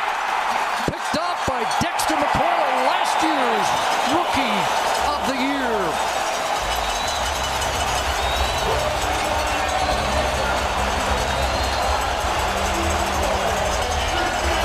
Second straight possession that ends with a turnover. Mitchell throwing his first playoff interceptions in this game, and it's slipping away from Calgary.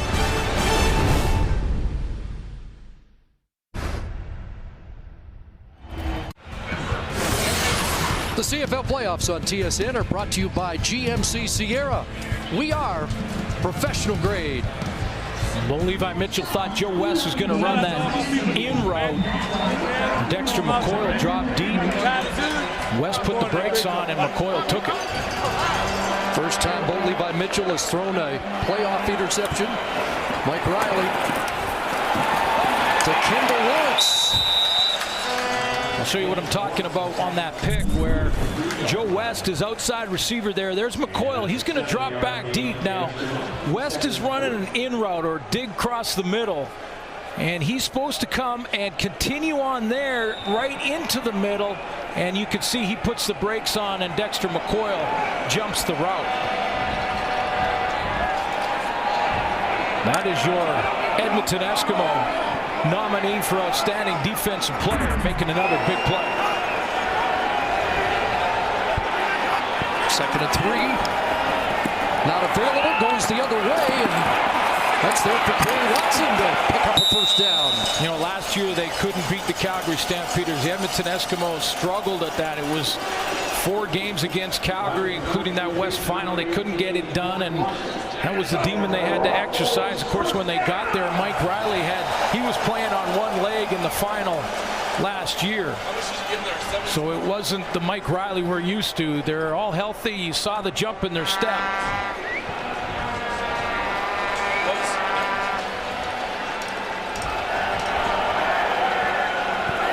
First down Edmonton at the 26. Fake to Shavers, Junior Turner on the rush, and Darrell Walker picks it off his shoe tops. Another catch for 87, and another Edmonton first down. He just makes it look easy now. I mean, he just reached down casually and made a very difficult catch look routine. Riley's going to buy himself some time. He's throwing on the run. The ball kind of dies on him, but no problem for 87. Up to 120 yards receiving in his first CFL playoff game. So first and goal from the 9. 4 receivers wide side. Quarterback drop. Mike Riley. Touchdown.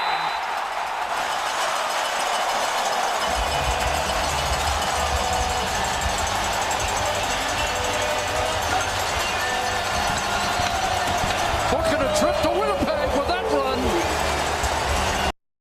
We haven't seen it all game because he hasn't to. He stayed back in the pocket, worked to Darius Bowman, Darrell Walker, got the passing game going.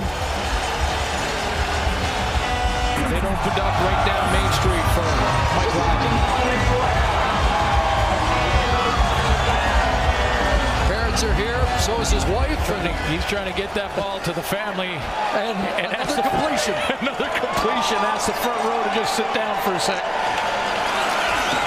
Had to throw it behind coverage there. Emily's got a catch. Extra point. 2 points of turnovers, and the Rileys and Mrs. Riley celebrating a huge performance by the quarterback. The CFL playoffs on TSN are brought to you by Wendy's Gouda Bacon Cheeseburger and Bacon Fondue Fries. Wendy's, now that's better. And by Shaw, proud sponsor and fan of the Canadian Football League. Ottawa on the road to the Grey Cup, and the appearance in Winnipeg next week, and Mike Riley's team 11-13 away from confirming their reservation. They shored some defensive issues up at halftime and came back and played a great third quarter defensively, and then Riley just opened this game up with a couple deep balls and finished off with that last running touchdown. Mistakes that costly. Matt Walter takes over, and Walter on a return up close to the 45. But again, 22 points off turnovers. Let's take a look at Mike Riley's night. Well, he's been throwing it until the last run. I mean, he gets a quarterback sneak, but it's been Darius Bowman. He's had 6 for 74 yards and a TD. He's got Kenny Stafford to the field involved a little bit, and then the deep ball to Darrell Walker. Walker with 9 catches on the game and 120 yards and a touchdown. So he's using all his weapons, including his legs. And they're having fun now. Mitchell to the far side, incomplete. Trying to hook up with Anthony Parker. Be 2nd and 10. Bro. Hey, funny thing is, bro. Hey, on your draw. Team that lost 12 straight to Calgary. Mike Riley said, I had a big brother who used to beat me up, and then one day I got him, and once I got him, we never fought again. Well, the fight will continue, but the Eskimos poised to win their 3rd straight after all that futility against the Stampeders. Bowley by Mitchell's got Eric Rogers in flight. Touchdown! And the champs answered back with a 66-yard touchdown, and well, you'd expect it. Yeah, they're not going to just lay down and let the last 10 minutes and 30 seconds run off the clock and just say, hey, good luck, Edmonton in the Grey Cup. They're going to keep battling all the way down to the final whistle. This is Bo Levi Mitchell. He gets lots of time, and he just steps up there and he just bombs one down the middle. And Eric Rogers in behind everybody. 3 catches, 117 yards, and now 5 playoff touchdowns for Eric Rogers in 3 games. They'll go for 2 here. Eric Rogers said next time they're inside the 5, they're going to give it to Messi. We'll see if they do that.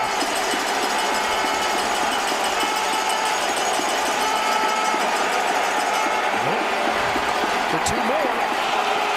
Mitchell rolling, throwing, back of the end zone, caught. Joe West got it.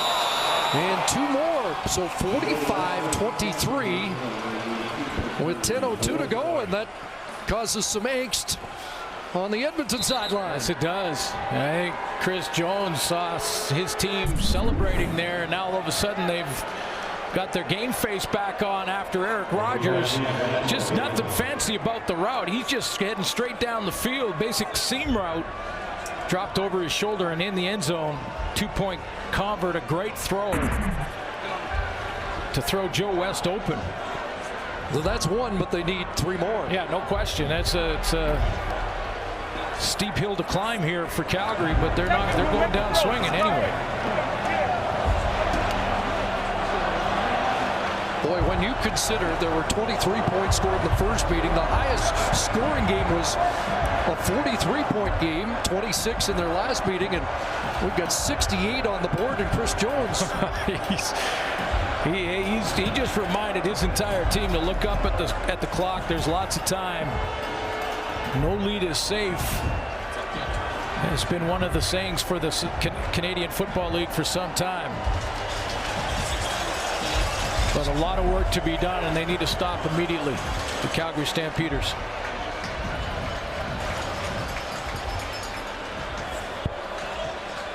What they need now is a a takeaway, something that the Eskimos have had a huge edge in on the day, or a short kick as well here with 10:02 to go. Do you get the hands team on, or do you? I might kick this deep. Yeah, I might kick this deep and get the quick 2 and out. Okay. At this point, but that you know that Edmonton will have their hands team, and they do right at that line,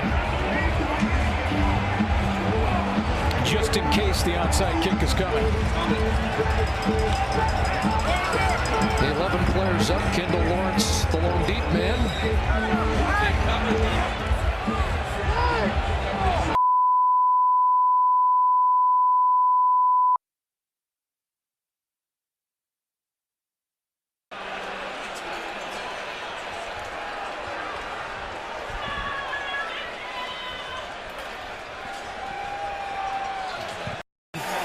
Calgary, number 19. 5-yard penalty, 3rd down. 3rd time tonight.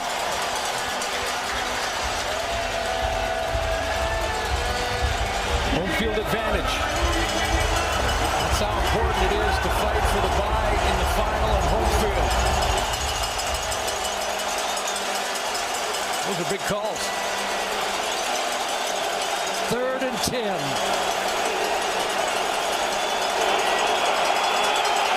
Mitchell stands in, throws, touchdown, Joe West.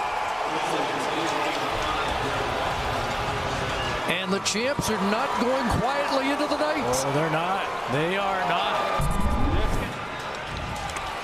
And from some celebration on the Edmonton bench to game faces back on in a hurry. Calgary will go for 2 again. 8th catch, 106 yards for West in the game. Best team in the league at the 2-point convert during the regular season, over 75%. Bonquay McDaniel, a record setter in that department. Can they get it within 14?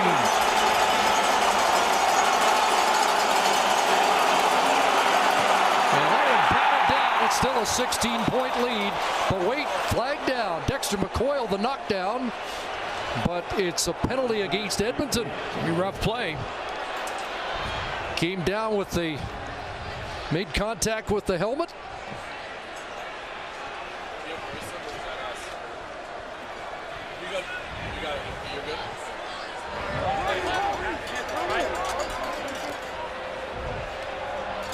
And that opens up some opportunity here, maybe to use Messam.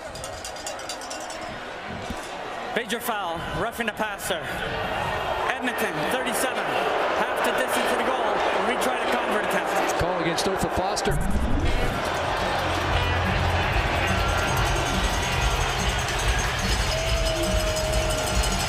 Ball gone.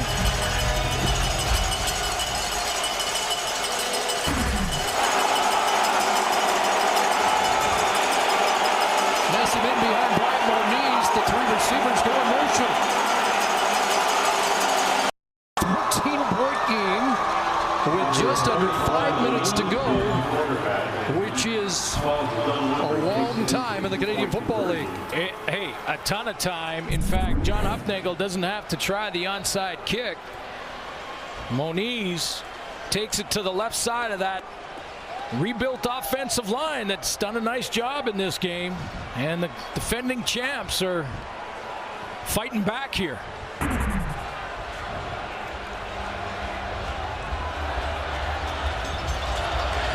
What a turn of events. Back-to-back touchdowns for Calgary. The instant strike of 66 yards to Eric Rogers, and then a touchdown drive capped by Joe West. Let's go down to the Edmonton sidelines. Here's Ryan Rashad. Imagine a major change of atmosphere on this Eskimo sideline. It started after that first down, Peter, touchdown a few minutes ago. Chris Jones went absolutely ballistic on the sideline after the 2-point converts. He managed to calm things down a little bit. Odell Willis pleading with his teammates. We've got more football to play today, guys. Don't stop now. They've since given up another one, and so things very solemn here on the Eskimo sidelines. Really does get interesting. Akeem Shavers on the return, trying to stoke a little momentum back. Flag comes down as He is bumped out at the Edmonton bench. This might go against Shavers. I think he's got his hand up in the face mask on a stiff arm on the tackle on Josh Bell here, and they're going to start in a hole.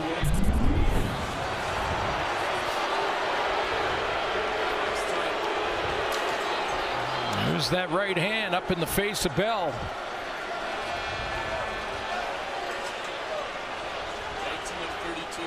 On the return, major foul, face mask. Edmonton, 24, 15-yard penalty, first down. Don't often see that on the offensive player straight arm, and there's a discussion on the Eskimos sidelines about it. But now cue Rich Stubler. Absolutely. I don't think I've seen that called since I've been covering the game on a stiff arm offensively, but it was there, and now Edmonton starts in a hole. Rich Stubler got the 2-and-out in the last series after a couple of mistakes by the Edmonton offense. Let's see.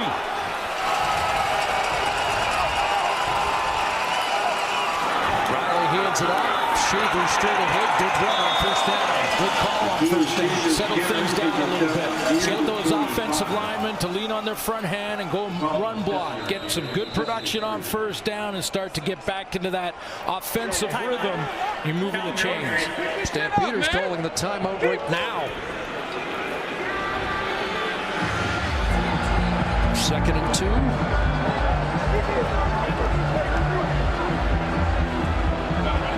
John Huffnagel continues to take a look at that clock and the time remaining.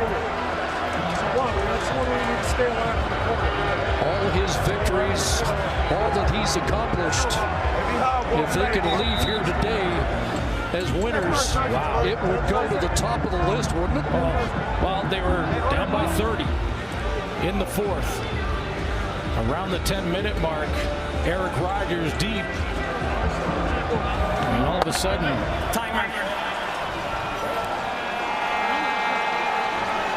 2 best defenses in the league, and we've got 76 points on the board.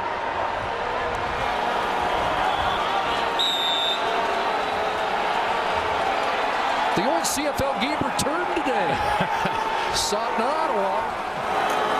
2nd and 2, Shavers. And see where they does he have enough? Very close. Looks like he's going to be marked short of the first down. And that would be pretty bold to be going 3rd down at this spot on the field. They are short. They are short, and how short is the question. Although if there's anybody bold enough to gamble 3rd down, it's Chris Jones. Yeah, they're so short that the officials have called for a measurement. The coaches can't do that after a rule change this year. So we'll take a look and see how far they have to go and whether or not Chris Jones is going to go ahead and try and get that. Oh, baby, they're leaving the offense out there.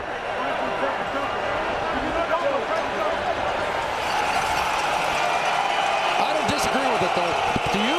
Inside a yard? I don't either. Certainly wouldn't call it reckless. We're talking half a foot. But a little sliver of light for Calgary if they can come up with a stop. Good surge. Justin Sorensen, Matt O'Donnell. And you got to believe in your O-line there. I mean, Chris Jones been happy with his O-line. They love to have got Simeon Rotier back at guard, but they get a good push on this short yardage. It's gutsy because of where they are on the field and the time of the game, but confidence in his offense, and no question, Riley goes in behind center. Justin Sorensen got a good push. Sorensen played in his 100th regular season game in the regular season finale. Parksville, BC native, helps generate a first set of downs. Fake to Shavers and look out. Freddie Bishop takes down Mike Riley for a sack. The sack leader for the Stampeders. That's the first for Calgary. 11 during the regular season. And who'd have thought we might be going down to the wire, the 3-minute warning. And a big second down play upcoming as the Eskimos' lead has shrunk to 14. Watching the body language of the coaches, the guy on the right with the bleed looks as uncomfortable, maybe more, than the man on the left. Man on the left needs a big play right here on defense. 2nd and 14.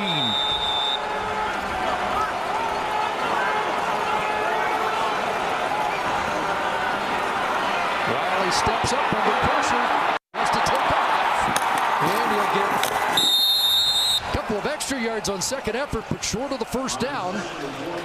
Clock stops, and they'll have to punt. And when he went out of bounds, stopped the clock, so give the ball back to Calgary. Most points allowed by the Stamps this year, and they remain in the game. And Calgary has got 11 up. Just Markway McDaniel back, meaning, well, by the looks of their formation up front, they're trying to set up a return here. Not loading up to try and block this. Do have one block punt this year, but as you mentioned, looks like they're setting up the return. McDaniel stands around the Calgary 36-yard line. Well, maybe not. They're coming. Here they come. And shot just got it away. McDaniel on his 40.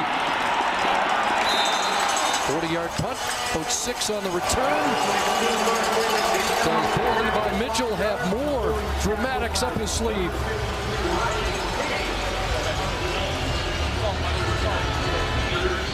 You can bet the Edmonton Eskimos are, especially in the secondary, going to back off. Linebackers will probably be 8 to 12 yards deep. DBs around 10 to 12, 14 yards deep. Want everything to happen in front of them.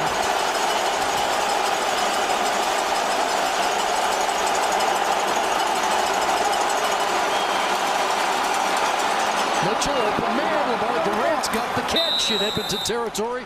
First down at the 51. Last Calgary scoring drive, 6 plays, 46 yards. You see Chris Jones just there. He said, get up. He wants his DBs to get up and play normal football. He doesn't want them dropping off. As I mentioned, they're about 10 yards deep right now. You can see them. First down. Mitchell gets it away, open receiver, and Anthony Parker another catch. And they're down to the 31, first down. Well, from here, Bo Levi Mitchell can throw it to the end zone on a regular route. This is not out of the realm, and again, inside, in behind that linebacking core. And again, a quick score here. They'll have time to kick it deep. But what to do? And Jerome Messon brought down at the 23-yard line by Sherritt. Has 8 more, 2nd and 2. Exactly what John Huffnagel's thinking of right now is they're assuming they'll score. They've got to think that way. But how long do they have? Is it onside kick or kick it? And right now you're probably onside kick. That discussion usually a minute 30 is minute 40 is. Yeah. Second half. Into the hands of McDaniel. He's got the first down and out. Bumped out by Otha Foster, but that stops the clock with 108 seconds.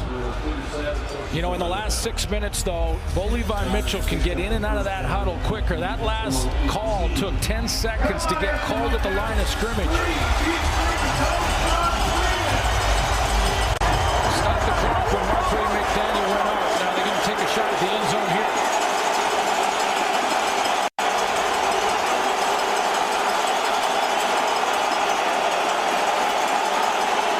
Down from the 19, quickly over the middle. Messam, another catch. Took a big hit from J.C. Sherritt, and Messam is not getting up immediately. You can tell by the way his arms kind of relaxed outside that this is. He took a big shot from J.C. Sherritt. Likely concussion here.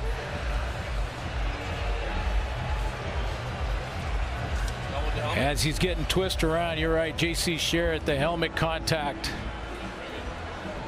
Unintentional by Sherritt, who's Well, they've been battling in this game, those two guys, J.C. Sheridan and Jerome Messam. Spun right into the contact. Messam 245, J.C. Sheridan 218, and Messam stays down. While Jerome Messam gets attention, he takes the spot of John Cornish, who has been sidelined by another concussion, and really, I'm not sure if we're going to see John Cornish. He's got decisions to make at the end of the season about whether or not he'll be back. Well, he's accomplished almost everything you can in Canadian football. He's been the outstanding player, been outstanding Canadian, league's leading rusher, and of course Grey Cup champion. And there is all kinds of speculation that it might be it for John Cornish. I think I speak on behalf of all football fans, whether you're a Calgary Stampeder fan or not. You hope that he can come back and is healthy, and we get the chance to see John Cornish play again. But those will be up to Cornish and medical staff make that decision on the sideline, and Messam makes his way to the bench. He'll have to go through the concussion protocol. But with Cornish sideline, what an acquisition it was to get Jerome Messam, who told us yesterday, I'm a free agent and I love it in Calgary, but I got to wait to find out what number 9's going to do before I have to make a long-term decision. 2nd and 5, Matt Walter in at running back. And it's dumped off underneath, and Walter stopped, and there's Sheriff there again to make the play. When Messam got to the sideline, Chris, it was 1:48. They didn't snap the ball there until 1:32, and John Hufnagel's got a yelling at Bo Levi Mitchell to try and get the ball snapped as quickly as they could. He's like, hurry up, let's go. We're wasting valuable time here. Got to score twice. That could have all been called while Messam was getting attention, but well, I'm sure Dave Dickinson called the play. He needed to get it snapped.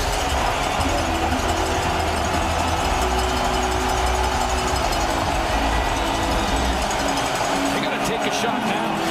36. Western final on the line. They need to convert to stay alive.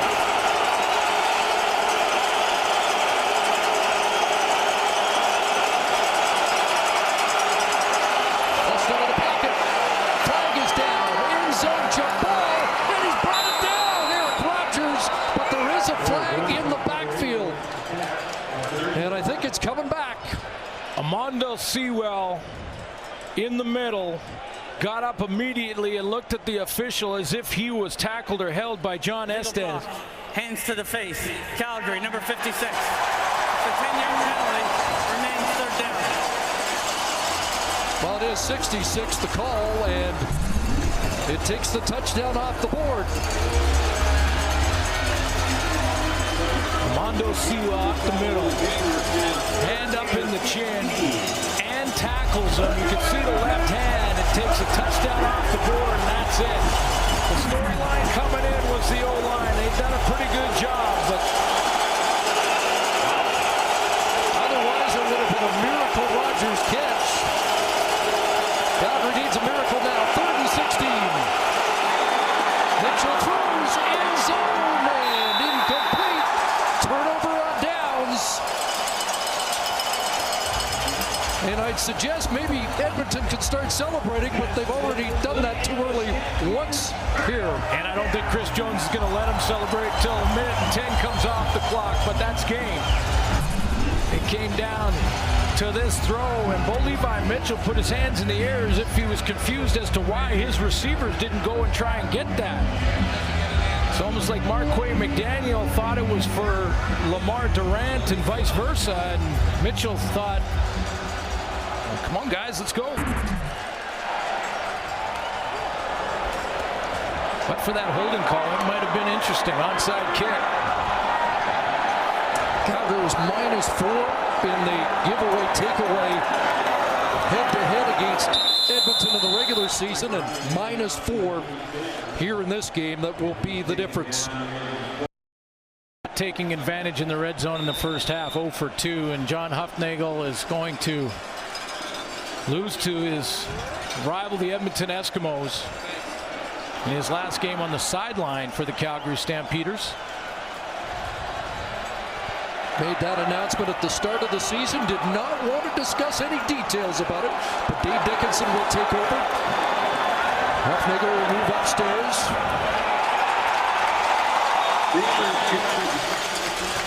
And what a successful coaching career. Mike Benavides is on the sidelines. Your thoughts on what John Hufnagel's done? Since the day he arrived in Calgary, he's been loyal. He's had a consistent program. Still has 8 players from that group. Never gotten rid of anybody from his staff. Consistent and loyal. You mentioned as good as it gets. And I'm not absolutely convinced we've seen the last of him on the sidelines. But this Edmonton Eskimo team rebuilt, and he handpicked Chris Jones. And they were the better team, top to bottom, in this one. A little bit of a scare in that fourth quarter, but they were the better team all night. just a reminder, no lead is safe.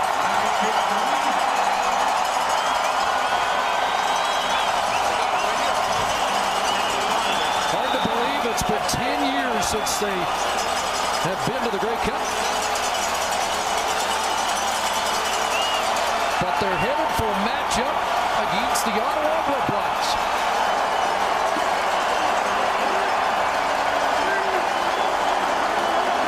Gonna be like 1981 all over. Edmonton, Ottawa in the Grey Cup Championship for 2015.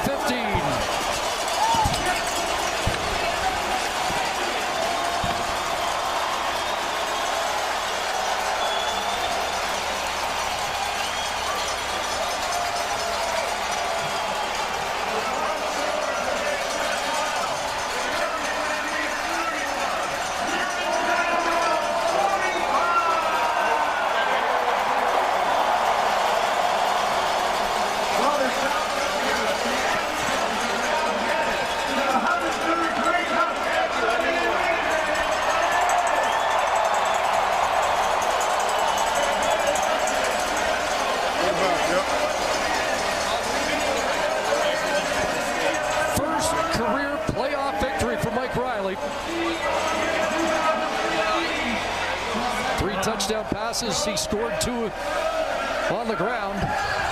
Well, one of the great leaders in the game right now is Mike Riley.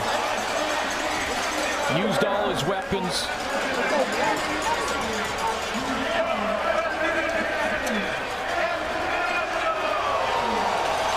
Let's head down to the field, and here's Ryan Rashog.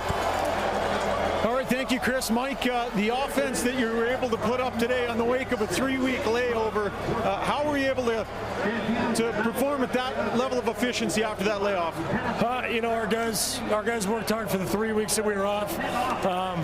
You know, we played a good football game, but fourth quarter wasn't what we wanted it to be. You know, that's a good football team that we just played against, and they fought till the end, so a lot of credit to them. I mean, honestly, they were close to coming back and making this an overtime football game. So I got all the respect in the world for them.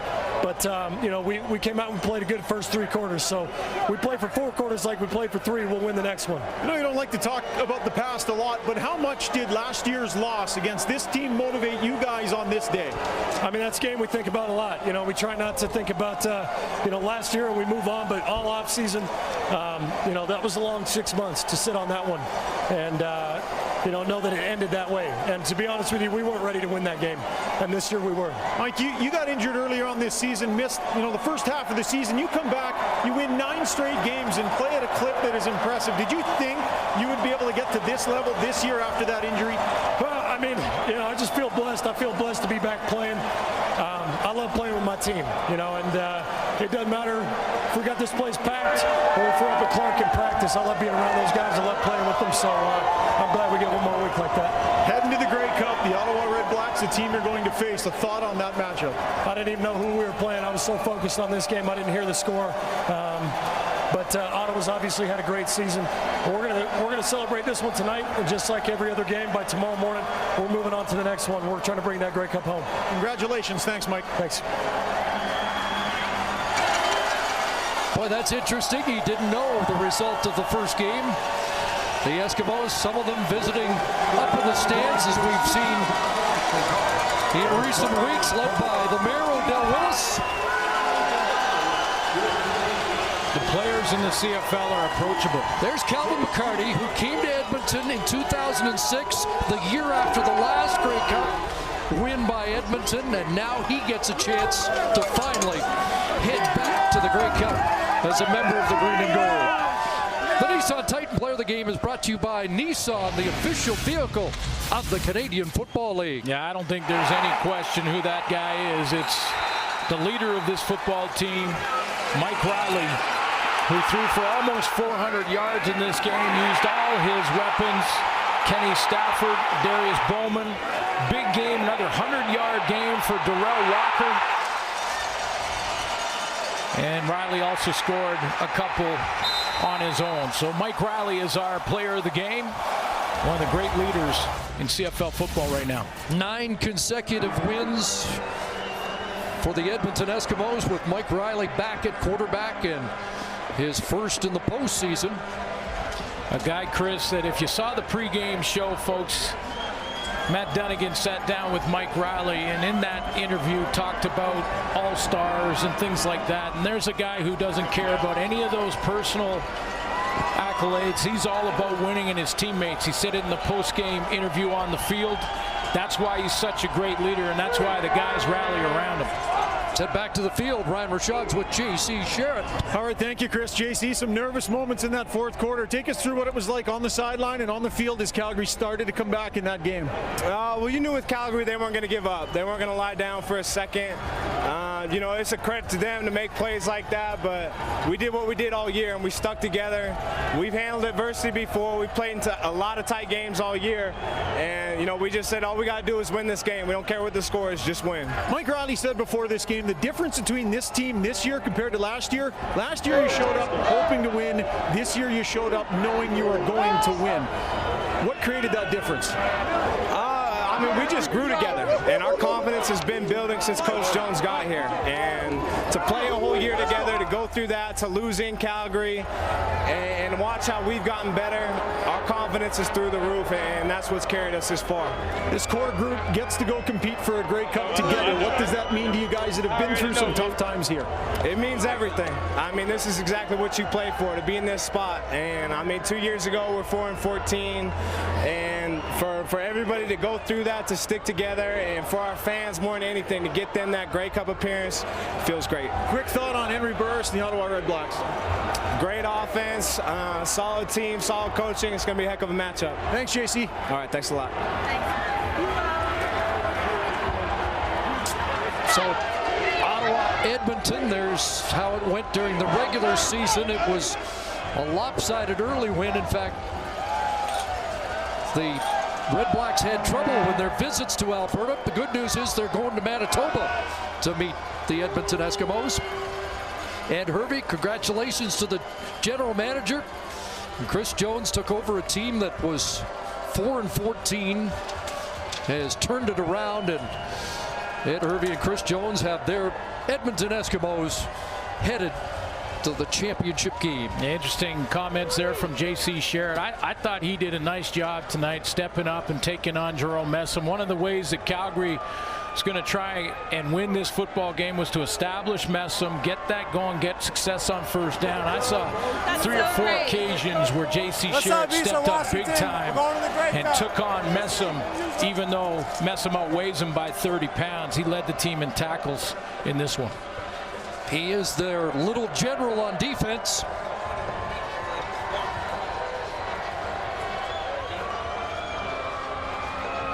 In 3 regular season games, there were 7 touchdowns between these two teams. And I'm going to do some math. I think there were 7 in this game, 45-31. I don't think anybody saw that score coming between these two teams. Let's go back to Ryan with the Darius Bowman. Darius heading to a Grey Cup with this core group of guys that have gone through some tough years. What does this mean to you to be in this moment now? Oh, man, words can't even explain it, man. it's all this behind me right now what got me so excited. But man, hey, my hat's off to my team. We did a great job this year, and we came out today and we was the better team. So man, hey, we're gonna celebrate tonight, but then we're getting ready for this Grey Cup next week. Darius, can you describe the job that Chris Jones did over a 3-week layoff to keep this team sharp, how he was able to do that? The best word is professional. Without him, man, I swear our team wouldn't have the success that we have. He's been working with us 2 years now, and as long as we keep following him, I think our team's gonna do great.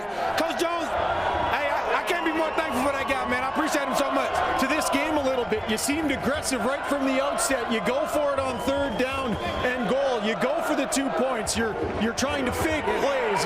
Why was that aggressiveness important? Hey, this could have been the last game. So you got to shoot all your bullets, man. We'll shoot till it's empty, and I think we did it today. Like I say, man, our team deserves it all, man. Hats off to them.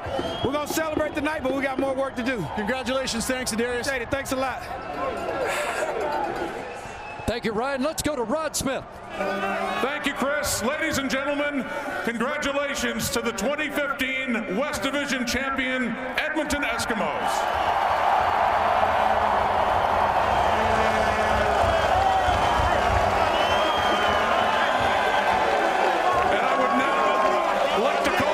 Commissioner of the Canadian Football League, Jeffrey Orridge, to make the trophy presentation to the head coach, Chris Jones.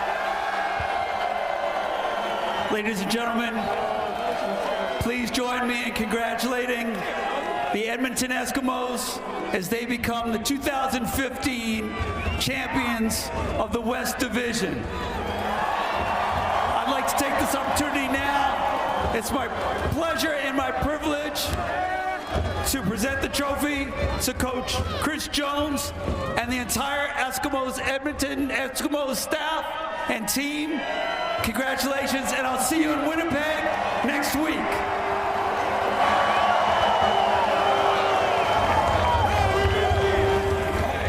What's up, man? Thanks for coming, man. Thank you, man. Chris, congratulations. 2 years ago, you took over a team that had won only 4 games. What does this mean to you to see this team evolve and go to the Grey Cup this year? Well, I mean, it's all about these guys right here. It's all about them. I mean, the coaches that I have, the players that I have. We got such an outstanding group, best locker room I've ever been around. And again, the fans, man, we certainly appreciate y'all coming out, man. I'm telling you.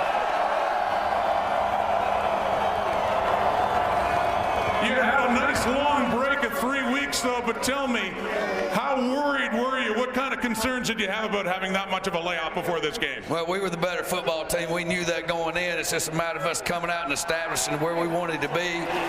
Again, players went out.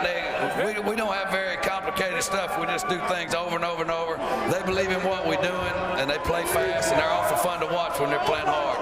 Is it even sweeter beating the team that denied you a chance to go to the Grey Cup last year? It wouldn't have mattered who was here, but it was certainly good. Again, it's our time, and we want to go over there and Winnipeg, play our A game, see what happens. There's another team earlier in the day that made a remarkable turnaround in just their second year. The Ottawa Redblacks are going to be your opponents next week in Winnipeg. What are your thoughts on that team and the way they've improved? Well, I mean, Rick Campbell, I mean, you got to give hats off to him and their coaching staff, Marcel Desjardins, putting that team together. They've done an outstanding job. Again, we're a good football team, too. We look forward to going over there and playing them. We'll see you in Winnipeg. Good luck, Coach. Chris Jones, head coach of the victorious Edmonton Eskimos, going to Grey Cup 103 next week. Chris? Hey, can we toss it? All right, Rod. Championship are not foreign to this city, but this has been a long wait to get back to the Grey Cup. Chris Jones had to rebuild the culture. That winning culture, that Edmonton Eskimo way. He went into the locker room. It took a couple of years in the steps, but he got them back. And now there's one more game to be played. And although the way they won win today a little bit surprising based on the fact that they're known for their stout defense. They showed you today they can win just about any way they have to. Yeah, but Darius Bowman mentioned it in his interview with Ryan Rashad there on the sideline. He basically said that, hey, we were the better team all game long. They were. Hey, congratulations on the season for the Calgary Stampeders. They went down swinging and they made it interesting in the end. But this was the better team in this game, and they're the team that deserves to be representing the West in the Western Final, or in the Grey Cup.